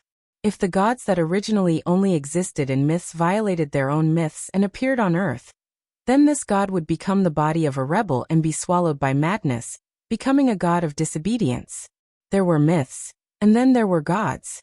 Therefore, the gods that had appeared so far were all famous figures known by the world. And if there were no myths, there would naturally be no gods that didn't exist. For example, the great sage. If there was no such super famous figure in Journey to the West, the world would not know of this figure's existence. Then this god would definitely not appear out of thin air and descend on earth. Since ancient times, there have been thousands of myths born through the hands of human beings. Naturally, there is no lack of myths that suddenly disappeared or suddenly changed, Alice explained. And if the myths change, then the nature of the gods will also change. That is the law that the gods who are myths can never get rid of. Noah nodded in agreement. Take Athena for example. She was originally the queen of the divine realm who ruled the Mediterranean mythology. Later, the feminist society was denied, and the era of male sovereignty came. The myths were changed by men, and Athena, the queen of the divine realm, was degraded. At this point, the divinity of the Trinity, queen of the divine realm, was divided, and they became the wife of Zeus in Greek mythology, Metis, and her daughter Athena. The snake part became Medusa, and she was directly degraded to a banshee and was spurned by people. Fortunately, the myth of Athena as the queen of the Mediterranean had not completely disappeared. Therefore, Athena still had a chance to restore her identity as the queen of the Trinity and once again rule the divine realm. But if a myth is completely changed, then the identity of the god at the center of this myth will also be completely changed. Alice pondered for a moment and then said, for example, there is a military god who is worshipped as the strongest knight in the world, but he was not like this 1,000 years ago. If that god were to descend tomorrow, he would descend as the strongest knight in the present myth. But if he were to descend more than 1,000 years ago, then this god will be the divinity of 1,000 years ago when the myth was still changed. Noah raised his head and looked at Alice. Is this the case for Lancelot? Yes, he is a god who appeared 1,000 years ago. The myths that were closely related to him during the past 1,000 years have been lost. They have been changed into the myth of Lancelot, the Knight of the Lake, which has been widely passed down. Alice met Noah's gaze. And the person who did this is Lord Guinevere. It was said that the current Guinevere was actually the reincarnation of the second generation. As the goddess of the earth, after Guinevere created the Holy Grail, at the cost of her immortal life, the first generation of godly ancestor Guinevere was born. After that, the first generation of Guinevere was killed on the journey to find the last king. After a few hundred years, she was reincarnated and became the current Guinevere. In order to let the last king descend, the first generation of Lord Guinevere chose a shortcut. Alice's eyes flickered. That is, to weave a legend similar to the last king into a myth and then spread it out. After the myth was formed, like Marquis Warban, he used a ritual to summon the last king. That myth is the legend of King Arthur? Noah said with some surprise and some emotion. That is to say, King Arthur's prototype is the last king? That's right. For this reason, the first generation of Lord Guinevere also added Guinevere and Lancelot, who served the last king, into the myth and became King Arthur's concubine and minister. Alice said with a sigh. It's a pity that before the myth could take shape and the summoning ritual could begin, the first Lord Guinevere died, and was only reincarnated a few hundred years later. During these few hundred years, this myth had deviated from the norm, and was rewoven and tampered with by many people. In the end, King Arthur was born and became an independent myth. He also became a brand new god, a similar but different existence with the last king as the prototype. Alice picked up the teacup and quenched her thirst after a long explanation. At the same time, the myth of Lancelot was also changed. He became the Knight of the Lake in the legend of Great Britain. His real body was buried in the long river of history. That was why Noah couldn't use the sword of words on Lancelot. Because this Lancelot was not the Knight of the Lake that Noah knew. Therefore, the so-called last king was also not King Arthur. Because King Arthur's original form was the real last king. The huge amount of information made Noah close his eyes slightly. After pondering for a while, he opened them again and said to Alice, "Then, do you know that the god known as the last king is sleeping in this country?" What did you say? Alice finally lost her voice.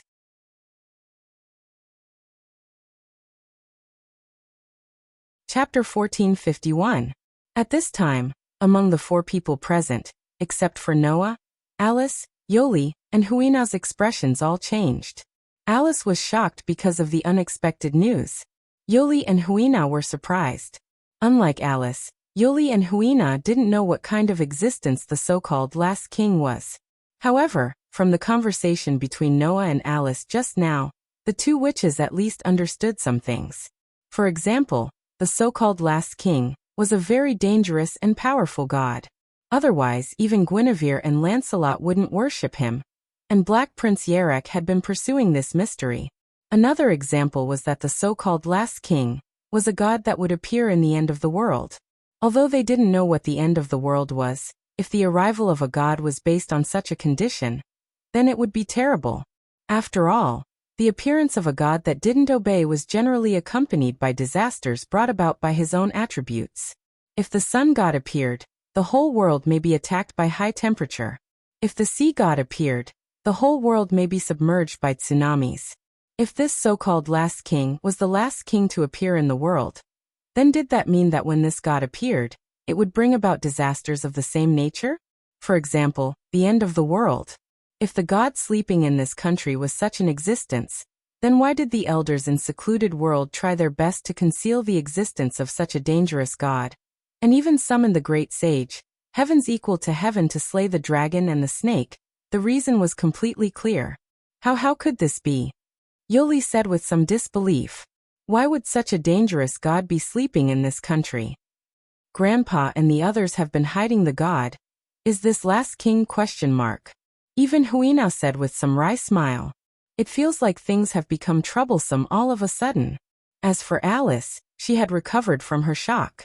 She stood up abruptly and peered her pretty face in Noah's direction. She exclaimed with a face full of surprise. Is this news true? Noah couldn't help but laugh when he saw Alice's face, which was filled with surprise, suddenly appear in front of him.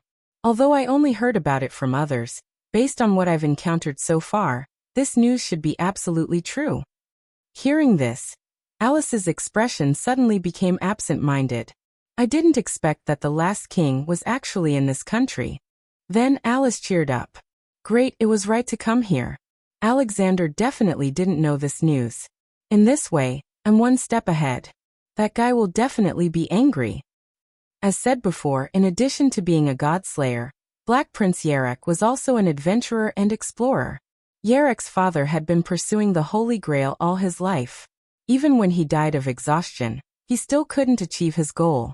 Using this as an opportunity, Yarek embarked on the path of searching for the Holy Grail. Because of this, he coincidentally became a god-slayer, completely opening the path of adventure and exploration. For this guy, the last king, that Guinevere had been searching for was definitely a puzzle that could stimulate the greatest curiosity in his heart. Therefore, while looking for the Holy Grail, Yarek had been trying to solve the mystery of the last king. The former Guinevere tried to summon the last king by fabricating a myth, but the result was that he gave up halfway. The truth that led to the appearance of the legend of King Arthur was solved by Yarek. However, Yarek had never solved the real body and whereabouts of the last king. He could only find some clues. Alice couldn't help but feel excited when she thought about finding the whereabouts of the last king before her enemy. There's no time to lose. I have to quickly arrange for people to find the real sleeping place of the last king in this country. Otherwise, with Alexander's cunning, it won't be long before he finds out that the last king is in this island country. With such a sentence, Alice immediately got up, turned around, and prepared to run out without thinking. However, before that, Noah also got up and grabbed Alice's hand. Wait! Alice, who didn't expect that Noah would suddenly grab her, suddenly lost her balance and exclaimed. Following the strength of Noah's hand, she fell in the direction of Noah. Seeing this, Noah almost subconsciously reached out and hugged Alice, who fell into his arms. Ah! Wow! This time, even Yoli and Huinao exclaimed and opened their eyes wide. Huh? Alice, on the other hand, couldn't react in time. When she felt the warmth of Noah's chest and the strength of his arm around her waist, her pretty face blushed slightly.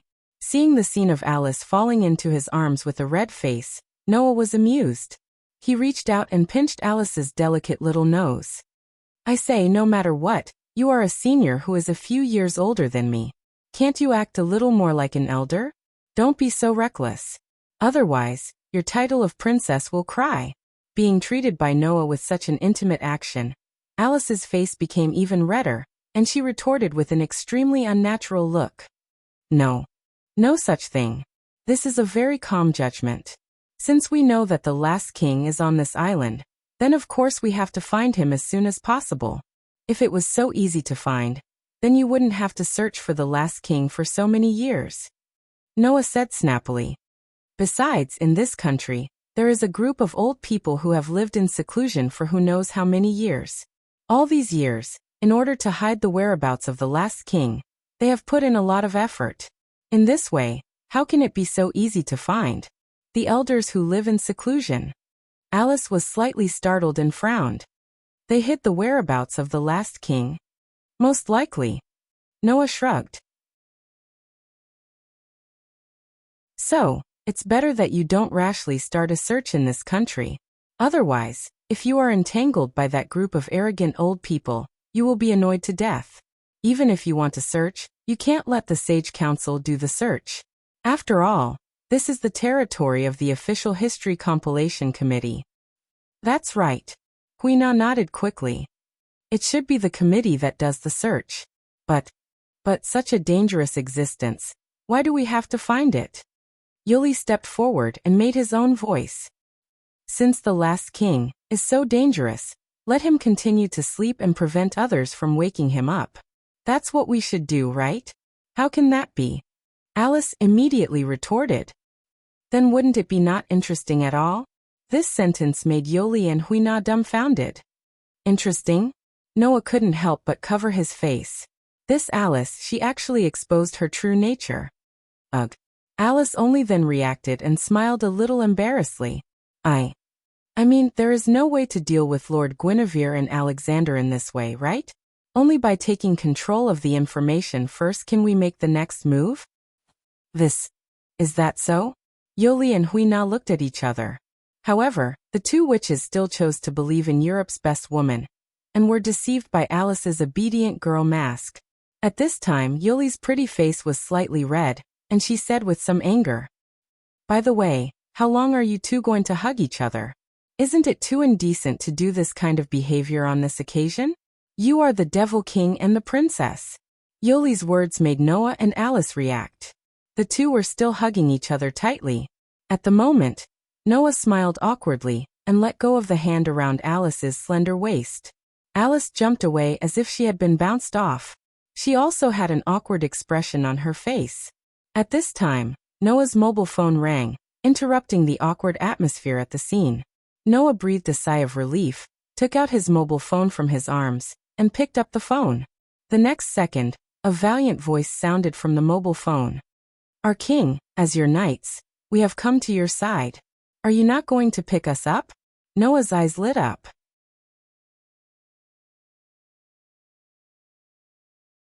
Chapter 1452. This was a bustling airport with people coming and going. Although the location was some distance away from the hotel of the Western Heaven Palace, this airport was the closest airport nearby. In this bustling airport, Noah, Yoli, and Huina stayed in a corner. The people around them were all locals who came to pick them up. As the people who got off the plane arrived one by one, the people who came to pick them up also enthusiastically laughed and chatted with each other.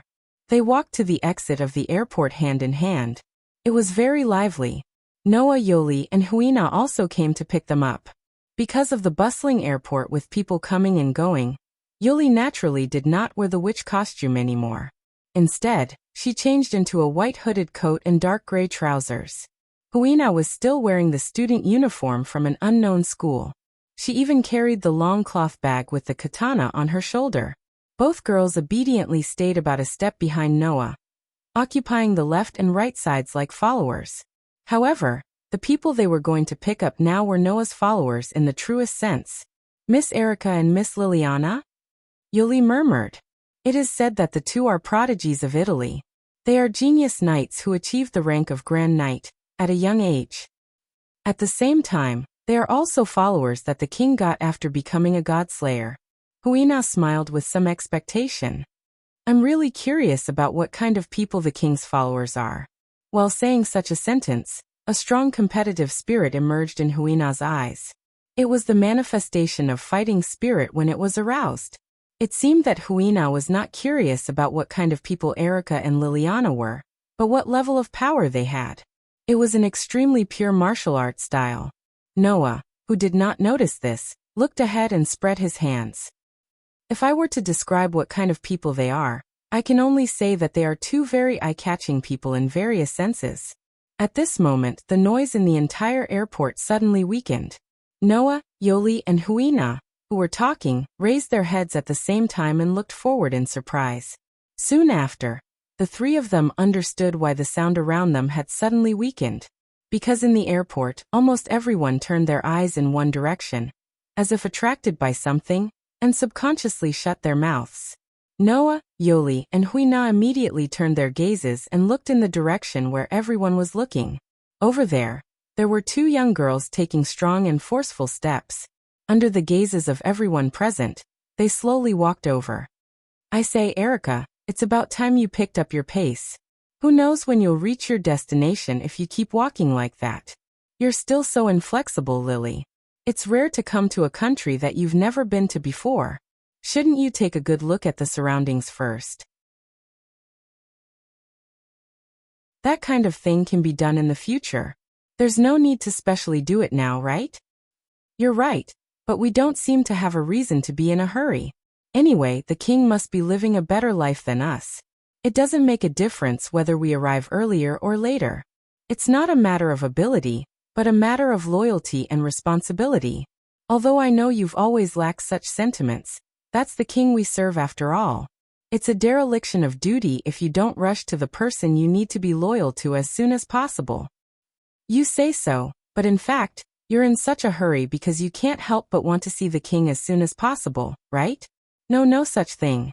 Do you think you can make me waver by saying such words? I won't be affected by you. Lily, before you say that, shouldn't you think about your own performance? Is your voice trembling? The beautiful voice like that of a mighty lioness and the mournful voice kept ringing, frequently attracting the attention of the surrounding people. A young girl with waist-length golden hair that was resplendent like a crown and a young girl with long silver ponytail like a fairy in the night. One of them had a majestic smile. The other looked a little flustered. Both of them walked forward in the space under the gazes of thousands of people, as if there was no one else around them. As the two young girls were conversing in Italian, the people here basically didn't know what kind of conversation they were having.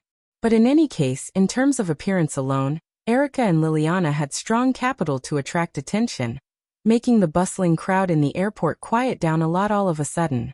A beautiful blonde girl and a beautiful silver-haired girl.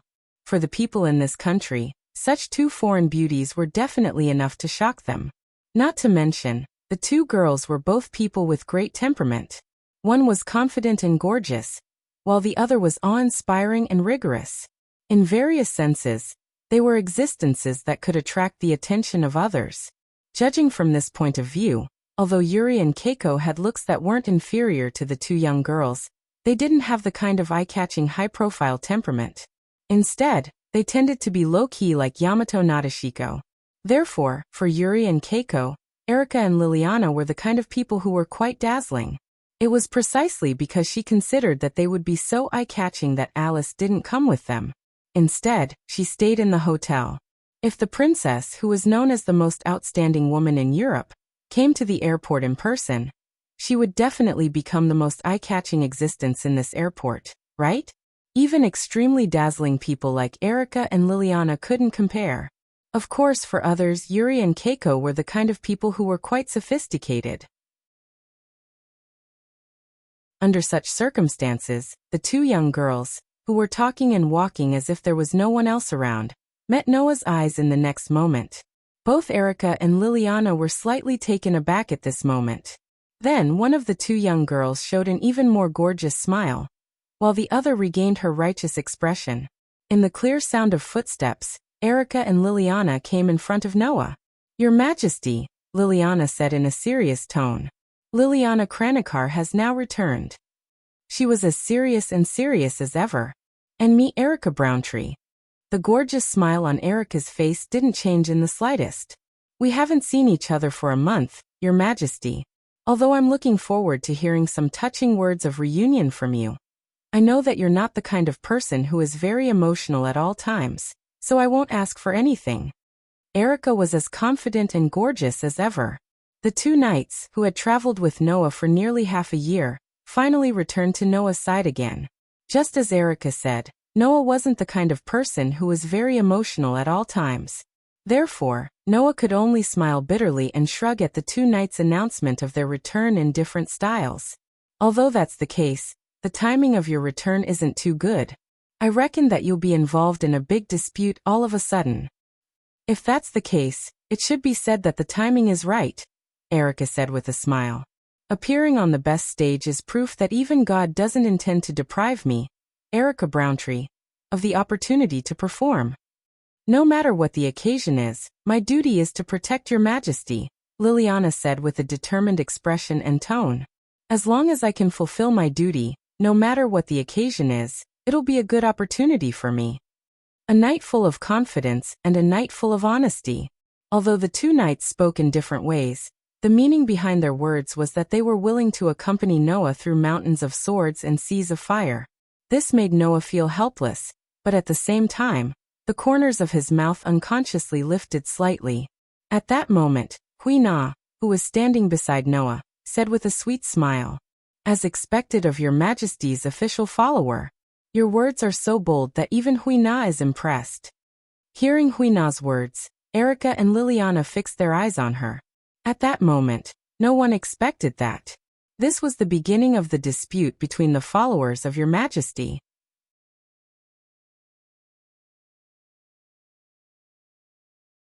Chapter 1453.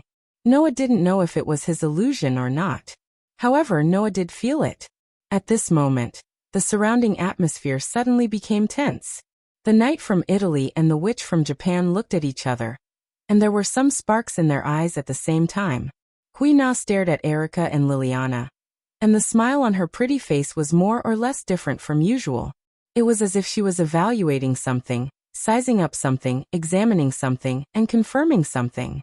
Looking at Erica and Liliana, Hui Na said with both shock and admiration. Hui Na can clearly feel it. Whether it is Miss Erica or Miss Liliana, although they are both very beautiful girls on the outside, they have a tempered aura. They are definitely not easy to deal with. Hearing Hui Na's words, Erica and Liliana looked at each other, and then looked at Hui Na again. "We have heard about you. I remember your name is Qingqiu Courtyard's Hui Na, right?" Erica accepted Hui Na's evaluation in an upright manner, and also glanced at Yuri, who had a blank look on his face as if he didn't know what was going on. "And you are Wanrigu Yuri. Both of you are the witches of the Japanese magic world, and the followers of our king arranged by the History Compilation Committee, right?" Yes. Yes. Yuri quickly saluted. "I am Wanrigu Yuri. Nice to meet you. I am Liliana Kranikar, belonging to the Bronze Black Cross of Milan, Italy." Liliana nodded politely. "During this period of time, thank you for taking care of our king. We sincerely apologize to you for the trouble he has caused." Hey, what do you mean by the trouble I have caused? Noah felt that he should speak up. "I know my place, okay?" The word "know your place" is really not a compliment when used on a god-slayer. Liliana immediately retorted. "Besides, I heard everything from Erica. It is said that the great sage, Heaven's Equal, was released by our king. Isn't that true?" Noah was at a loss for words. "Because you released the great sage, Heaven's Equal, not only did god ancestor Genivia come to this country, even the Black Prince and sect leader Luo Hao came." Liliana sighed. "It was the same when you were in Italy.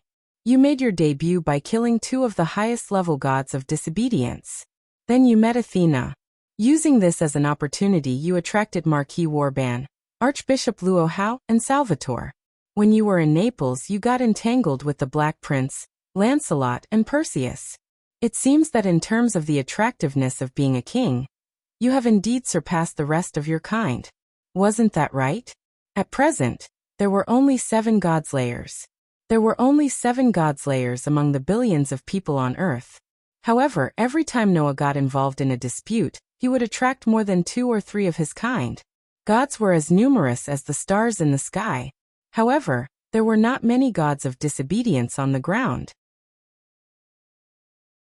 Otherwise, veteran godslayers like Warban and Luo Hao would have killed an astonishing number of gods, and the number of authorities they would have obtained would have reached an unimaginable level.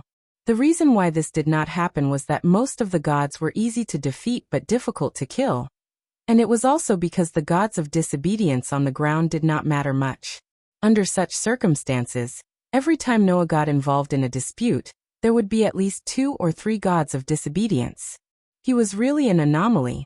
In this regard, Noah had nothing to say. Fortunately, Liliana did not know that Luo Hao had been completely devoured by Noah. Otherwise, this innocent but delusional night would have exploded long ago. Erica, on the other hand, looked natural and unrestrained. Lily, you can't blame our king too much. Just like how beautiful girls attract bees and butterflies, individuals with great power will only be attracted by great power. From this point of view, doesn't it prove that our king is more outstanding than the other god slayers? I'm not denying that our king is outstanding. Liliana shook her head. I'm just lamenting that our king's life has always been so turbulent. Indeed. Erica looked at Noah with a faint smile. It's naturally a good thing for a man to be capable, but for a woman who is attracted to such a man, it will be quite difficult. I hope our king won't make too many girls cry in the future. The corners of Noah's mouth twitched, and he felt like his sore spot had been poked. At this moment, Hui Na expressed a different opinion. Is that so? But Hui Na prefers men like our king who don't bring too much boredom. Erica and Liliana were both taken aback by his words. As for Yuli, he was frightened by Hui Na's bold confession, and he pulled Hui Na's clothes with a blush on his face. Hui Na, what are you talking about? Hui Na is just telling the truth. Yuli won't like that kind of boring man, right? Hui Na said to Yuli as if it was a matter of course. Then, she clapped her hands as if she had thought of a good idea. However, if Miss Erica and Miss Liliana don't like our king, it doesn't matter. Hui Na will be our king's attendant anyway. It doesn't matter if Miss Erica and Miss Liliana are there or not. I'll repeat what I said here. Although Hui Na had received the education of a lady from a noble family, she was a natural girl who grew up in nature. Such a girl, even if she was the next head of the Meityo courtyard family, one of the 4 leading families in the Japanese magic circle, naturally didn't know anything about intrigue. Therefore, Hui Na's words were just pure thoughts in her heart. There was no malice in her words. However, in the ears of Erica and Liliana, this sentence was naturally full of provocation. Not to mention Erica and Liliana. Even Yuli was a little surprised. Noah was also slightly taken aback. You're called Meityo Courtyard's Hui Na, right? Liliana frowned and looked straight at Hui Na. I can't pretend that I didn't hear what you said just now. Do you mean that I'm no longer of any use to our king? Huh. Hui Na didn't say that. Hui Na said with some confusion. Hui Na just said that both Miss Erica and Miss Liliana are great people. Hui Na can clearly feel this. However, you also said that if you're by our king's side, it doesn't matter whether we're there or not, right? Erica raised her eyebrows and put on an imposing smile like a lion. Can I take it that you're saying that you alone can beat me and Lily? Upon hearing this, Hui Na blinked and suddenly smiled. Actually, Hui Na doesn't know, but Miss Erica and Miss Liliana don't give Hui Na a sense of danger, so that should be it. Liliana immediately wanted to step forward, but was stopped by Erica. Erica stared at Hui Na intently, and at the next moment she suddenly smiled. I, Erica Brantley, have never been looked down upon like this since I was born. It's really a fresh feeling for me. But, Miss Hui Na, it's not up to you to judge a person's ability. Erica Brantley said. Erica's words made Hui Na's eyes light up, and the smile on her face became wider and more enthusiastic. In other words, Miss Erica, are you going to spar with Hui Na? Hui Na. Yuli finally panicked. Noah finally frowned, but he didn't say anything. Instead, he watched quietly from the side. Under such circumstances, Erica shrugged her shoulders. Exchanging swords is also a knight's etiquette. I also want to confirm if Miss Hui Na is qualified to be our king's temporary attendant. Hui Na has no objections. Hui Na replied immediately. I'm willing to accompany you anytime. The battle between the attendants was successfully ignited.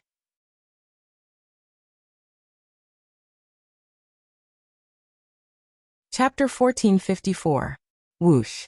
A whistling gust of wind blew past, stirring up a cloud of sand and dust. In an open space in the suburbs not far from the airport, Erica and Hui Na were facing each other with a distance between them. Both young ladies had smiles on their faces. However, that smile showed that the two girls had completely different temperaments. The smile on Erica's pretty face was naturally an extremely gorgeous and confident smile. On the other hand, The smile on Huina's pretty face was so innocent. However, no one could clearly see the scorching battle intent contained in their smiles. Whoosh! Another gust of wind blew past with a whistling sound, causing Erica and Huina's waist-length hair to sway up and down, making them look rather casual and unrestrained. Not far from the two of them, Noah, Yuli, and Liliana stood side by side as they stared at the two of them in a standoff. "Why didn't you stop them?" Yuli questioned Noah. "If it's your order, Miss Erica and Huina should have obeyed." "No, you're wrong, Wanli-gu," Liliana answered before Noah could. "Even if it's the king's order, those two probably won't obey. After all, although one of them is a knight and the other is a witch, they are still warriors at heart." Noah stared at Erica and Huina, who were in a standoff. "Even if I stop them, it will only slow down the burning of the tinder. It's better to get rid of them once and for all." But, Yuli said anxiously. "What if those two are injured?" "Don't worry," Noah answered directly. "Not to mention injuries, even if they lose their arms, legs, or even their lives, I have a way to make them recover instantly." "Is that so?" Liliana was a little surprised. "When did you master that kind of power?" Upon hearing that, Noah glanced at Liliana in exasperation. "When you didn't know." Naturally, this answer was not enough to make Liliana give up. However, before Liliana could launch her attack, Erica and Huina seemed to be tired of the confrontation and broke the silence. "The Steel Lion and the Lionheart King as my ancestor, hear the oath of Knight Erica Brantley. I am the successor of the Horn Flute, the descendant of the Black Warrior. My heart will not yield, my sword will never break. O Lionheart King, the essence of struggle is now in my hands. The time for the duel has come, Lionheart King." Amidst the awe-inspiring voice, a light knight's sword that resembled a western sword flashed out of the radiance of spells and landed in Erica's hand. "Is that Miss Erica's weapon?" Huina's expression didn't change. She just untied the cloth bag on her shoulder, opened the bag, and slowly pulled out a sharp katana. "Then I'll use this to fight." Looking at the katana in Huina's hand, Erica said provocatively. "That doesn't seem to be a particularly powerful weapon." Erica's Lion King's heart wasn't an ordinary weapon. It was a magic sword forged with special alchemy steel and other magic mediums. This sword had an attribute called indestructible. No matter how it was destroyed, Erica could restore it in an instant. Whether it was sharpness or power, it wouldn't decrease in the slightest. Moreover, it could cut through iron like mud. On the other hand, although the katana in Huina's hand was quite famous, it wasn't a weapon that even people in the magic and spell world would be amazed by. It can't be helped. Huina's original katana was destroyed by the king because it offended him. Huina can only use this. Huina pointed the tip of the katana at Erica from afar, maintaining a smile on her face. "But this is enough. Anyway, my opponent is only Miss Erica." "Is that so?" Erica's eyes glinted. "Then I don't need to show any mercy." The moment she finished speaking, a surge of spell power surged from Erica's body.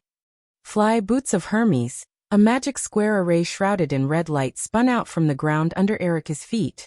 As if it had become a propelling force, Erica's figure turned into an afterimage and shot towards Huina. It was a magic trick called Leap. It was a magic trick that could make one's body extremely light, and even make one jump by stepping on air. After using this magic trick, Erica's body became extremely light and nimble. As soon as she stepped on the ground, she arrived in front of Huina in a flash like a slender bolt of lightning. Immediately after, the demonic sword in Erica's hand, which was called the Heart of the Lion King, drew a straight arc with a fierce force and pierced towards Huina's face. In the face of this fierce attack, Huina just narrowed her eyes and stared at the tip of the sword that was getting closer and closer. When the tip of Lion King's heart was less than 10 centimeters away from Huina, Huina suddenly raised the katana in her hand and performed a sword draw slash. Clang! The steel sword and the katana collided in midair, causing a crisp sound and a burst of sparks.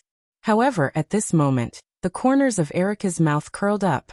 She shook the Lion King's heart in her hand and suddenly thrust it out. Chi! The sharp magic sword cut through the air, bringing with it a cold light. However, there was not only one cold light, but three. They formed a triangle, and pierced toward Hui Na at the same time with cold arcs of light. Wow! Miss Erica is so powerful. In the face of Erica's attack, Hui Na first cried out in surprise, and then she quickly took 2 steps back. She clenched the Tai Dao in her hand tightly, and without the slightest fanciness, she let her strength surge into the blade and slashed down at the 3 sword lights that were thrusting at her. Swish!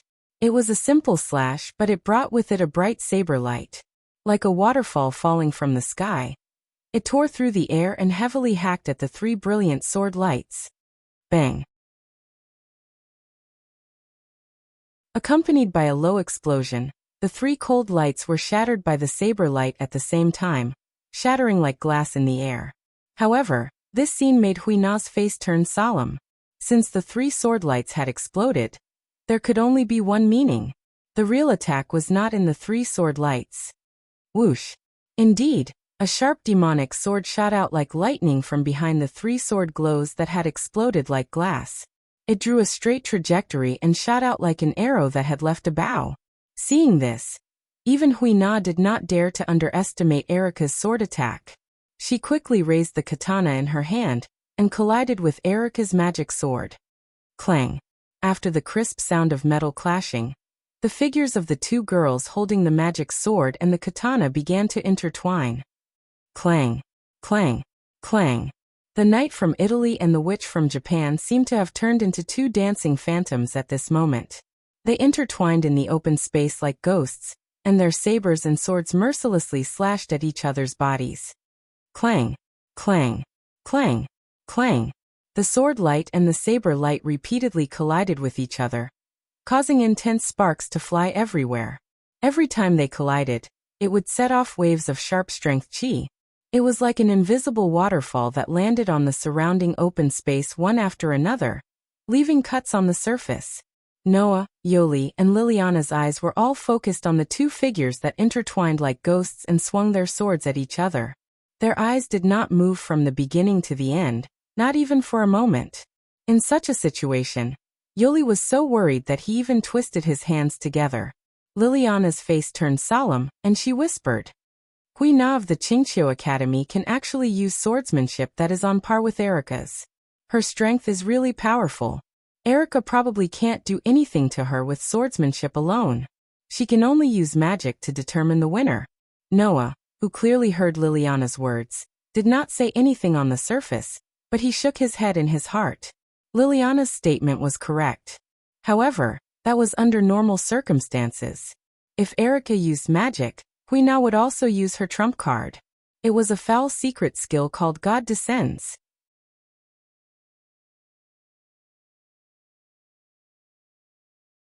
Chapter 1455. Clang! The sound of metal clashing and the bursting sparks were still reverberating in the space. Under the gaze of Noah, Yoli, and Liliana, Erica and Hui Na were carrying out an attack and defense that only masters of swordsmanship could do. The 2 sides exchanged blows, and the situation in the field was neck and neck. As Liliana said, Erica and Hui Na's attainments in swordsmanship were basically the same, so the 2 girls' attacks and defenses were quite perfect. However, that was only the current situation. Except for Liliana, Noah and Yuli both knew that Hui Na was still hiding her trump card. The secret technique named Invite God to Descend was a power that could even drive the personal disciple of the king of Wuxia, the best martial artist in the world, into desperation.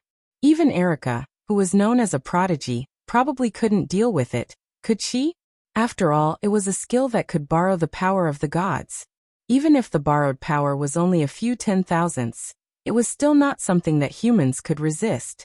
Without the power comparable to that of a mythical beast or a god ancestor, it was impossible to resist. In Europe, knights with this level of power enjoyed the highest honor of paladin.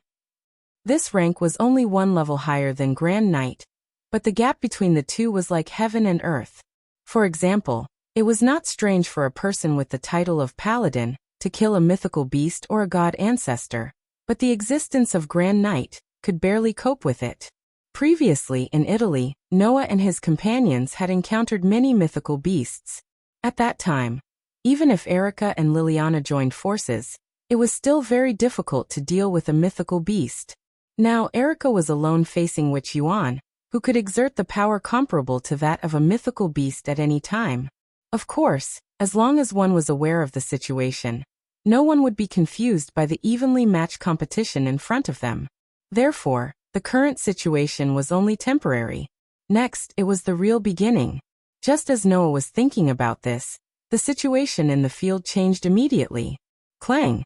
With a loud collision sound of a saber and a sword, Erica and Huina were both shaken to a distance by each other's strength. They raised their weapons and pointed at each other, resuming the confrontation. Miss Erica is really powerful. Huina's expression was still calm, but the smile on her pretty face became much sharper than before. Huina's feeling is right. You're also powerful. You deserve to be the next head of the Qingqiu courtyard, Erica replied with ease. You do have the ability to be our king's follower. But if that's the case, the words that you said to replace me and Lily aren't convincing enough. You're right. Huina nodded generously. Well then, Huina, we need to get serious. With that said, an indescribable aura began to spread from Huina's body. I am willing to use this body as a sacrifice. Please appease the spirit of frenzy. The solemn spirit of words reverberated in the air with Huina's lovely voice as a medium. Qianyapa, Godzi Yuan Mao, can surpass today my name. I regret not at this moment. A power that made humans shudder slowly rose from Huina's delicate body like an invisible wave. Sensing that power, the confident smile on Erica's face finally faded bit by bit. Not to mention Erica, even Yuri and Liliana, who were watching on the sidelines, reacted to it. Is that the aura of God? Liliana was shocked. Could it be that Huina of the Qingqiu courtyard can borrow the power of God? That Witch Yuan actually has the aptitude for the God-vanquishing spell? By becoming a witch who served God, she could borrow the power of God and let a small part of God's power reside in her body. She would become God's emissary and wield the power of God. This kind of existence also existed in Europe. The magic world in Europe called this kind of existence a spiritualist, and the magic they used to borrow the power of God was called the God-vanquishing spell.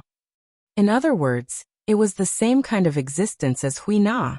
However, in Europe, there had not been a spiritualist who could use the God-vanquishing spell for many years. There was actually such a rare talent in Japan's magic world. Feeling the power gradually rising from Huina's body, Erica's hand holding the sword tightened slightly. This is a bit troublesome. Even Erica, who had always been confident and flamboyant, could not help but admit that it was troublesome. One could imagine how surprised and dignified she was. It seems that if I don't take out my trump card, I can't win. Without any hesitation, Erica let the curse power in her body burn like a flame and wildly surge out of her body. Eloi, Eloi, lama sabachthani, Lord, why have you forsaken me? Erica suddenly raised the Lion King's heart to the sky and chanted loudly in an awe-inspiring voice. It was the spirit of words used to free Erica Brantery's strongest magic. Lord, I call during the day, but you don't answer. When I call during the night, you are silent. But you are the God who has become a saint and has been baptized by the many hymns of Israel. Undoubtedly, it was a spirit of words chanted loudly in an awe-inspiring voice. But the spirit of words contained an extremely strong sense of despair, shaking the air. At this moment, the surrounding temperature began to plummet at an alarming speed. My bones are all decaying and collapsing, my heart has turned into wax, and my body has dissolved in it. Please abandon me in the dust of death, dogs surround me, and I will be abused by evildoers. Loneliness, despair, confusion, curse. The spirit of words with all kinds of negative emotions that could make humans die filled every corner of the surrounding space along with Erica's voice, causing the temperature in this space to drop continuously until it reached a bone-chilling level. Become my power, grant me help as soon as possible. Save my soul from the sword, save me from the lion's teeth, save me from the horn of a buffalo. A pitch-black whirlwind gathered on the sword that Erica raised to the sky and gradually spun. However, it was not real wind, but a curse materialized in the form of wind. Let me tell you the name of the Lord.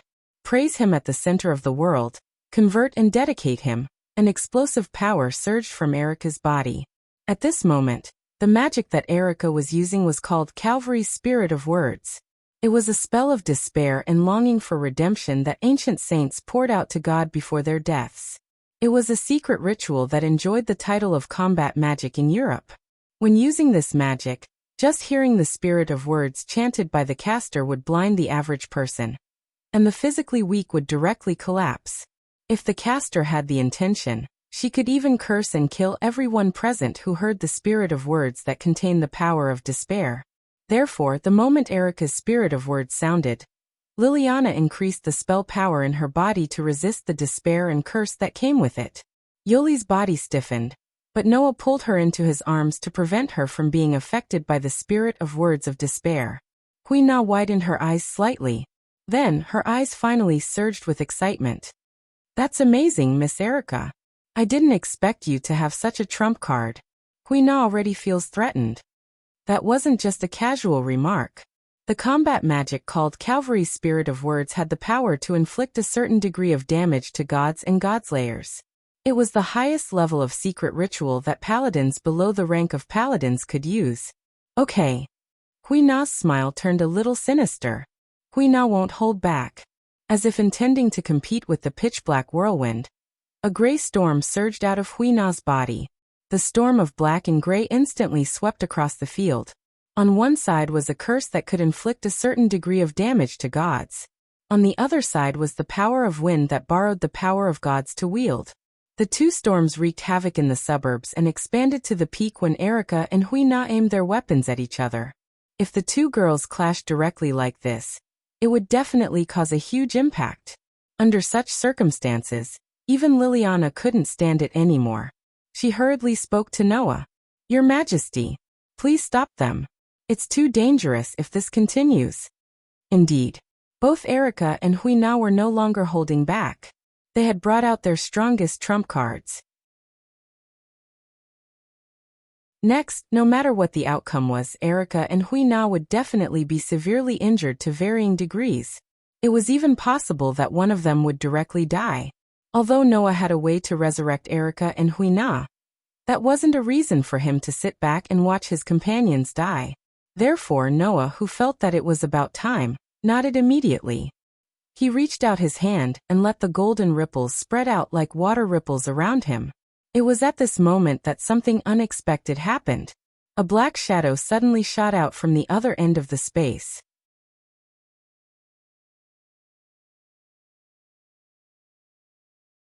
Chapter 1456. That black shadow was like an extremely fine silk thread, and even those with excellent eyesight would find it difficult to detect its existence.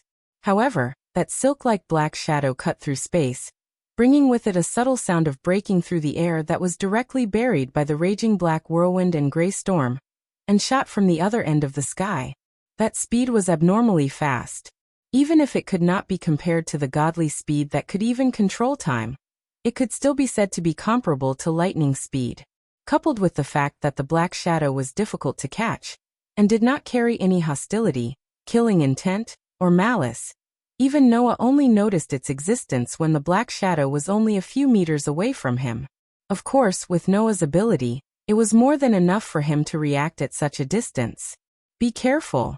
At that moment, Noah was slightly shocked, and he pulled Liliana into his arms, along with Yoli, who had just been protecting her, into his arms, and grabbed a girl's slender waist with one hand.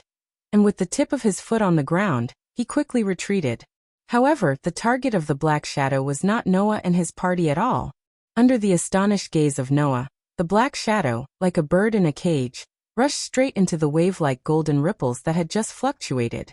Yes, the opponent's target was not Noah and his party at all, but the treasure vault called the Gate of Babylon. No, that's not right either. To be more precise, it should be said that the opponent's target was an item in the Gate of Babylon. Therefore, under Noah's astonished gaze, the silk-like black shadow rushed into the wave-like golden ripples, and immediately shot out from it. However, the black shadow that shot out from the Gate of Babylon was no longer in the form of a silk thread, but in the form of a bead.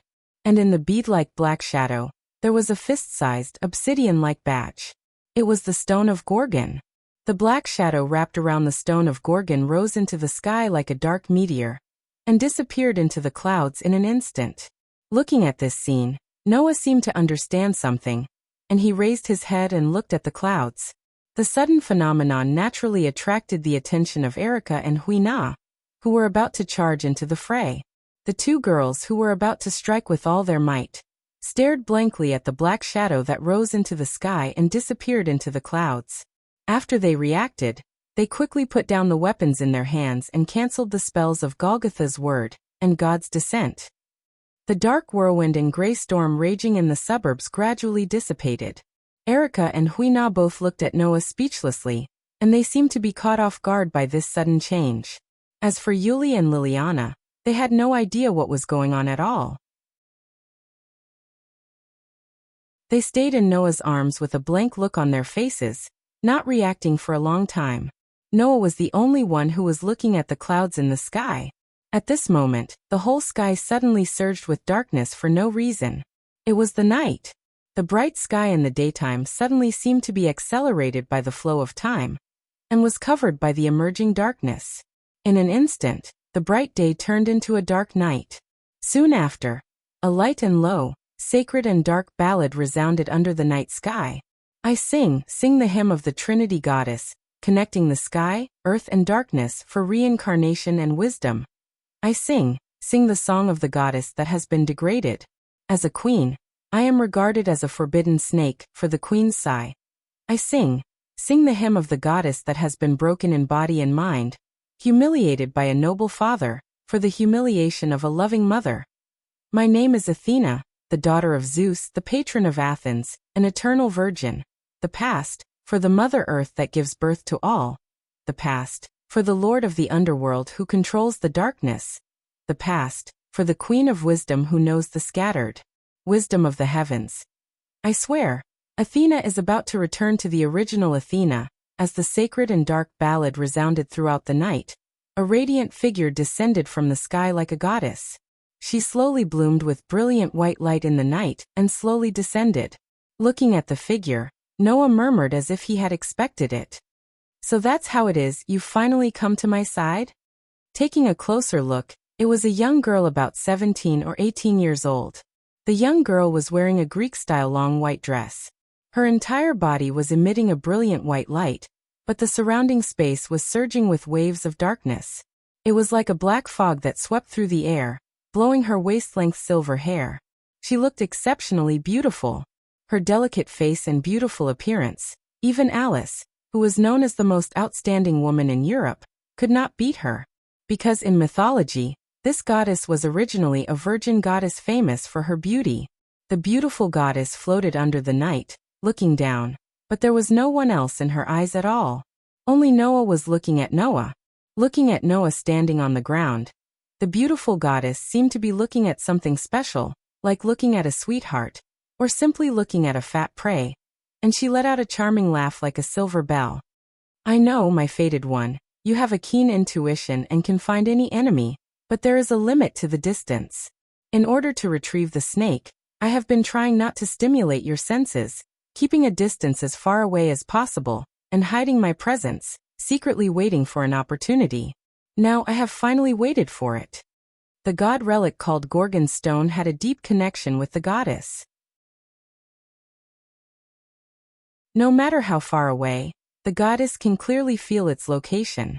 Even if the stone of Gorgon is stored in another space, it will be the same. Although I don't know why, but in the past month the snake aura that I placed on your body suddenly disappeared without a trace. But not long ago, the snake aura that I placed on your body reappeared. So I came. It seems that even the goddess of snakes has no way to cross the world barrier, and sense the existence of the stone of Gorgon that goes out of this world to another world. Then, after Noah returned to this world, the goddess who sensed the presence of the stone of Gorgon came directly. Moreover, she has been hiding in the dark, silently watching Noah, in order to wait for this moment. My fated enemy. The beautiful goddess floated high in the air, staring at Noah with burning emotions in her eyes. I have finally recovered the body of the Queen of the Trinity. It is time for you and me to fulfill our agreement and compete. The berserk curse power gushed out from the goddess' slender and beautiful body, spreading in all directions. Under the stimulation of the violent curse power, Yuri, who had spirit vision, spoke in a trembling voice. The disobedient Athena. With just this sentence, everyone present understood what kind of existence the goddess in front of them was. Especially Erica and Liliana, looking at the goddess who once appeared in front of them in the form of a young girl, and now had retrieved the snake part and turned into a young girl. They raised their swords and faced the sky. However, there was no one else in Athena's eyes at all. For the high and mighty goddess, mortals were not worth mentioning at all. Athena only had Noah in her eyes. Perhaps, with the relationship between Noah and Athena, even if there were other godslayers nearby, Athena's first focus would be on Noah, right? The relationship between the two of them was bound together by this bond that was stronger than family, friends, and lovers even though they were clearly enemies. Here, Noah and Athena reunited. You're tuning in to the Lee May's Sword of Destiny YouTube channel. We're so grateful for your support, and don't forget to subscribe to join us on this incredible journey through captivating stories. Your generosity through donations truly makes a world of difference, as it's the primary source of revenue that allows me to expand and enhance this channel for you. Thank you from the bottom of my heart for being a part of this adventure.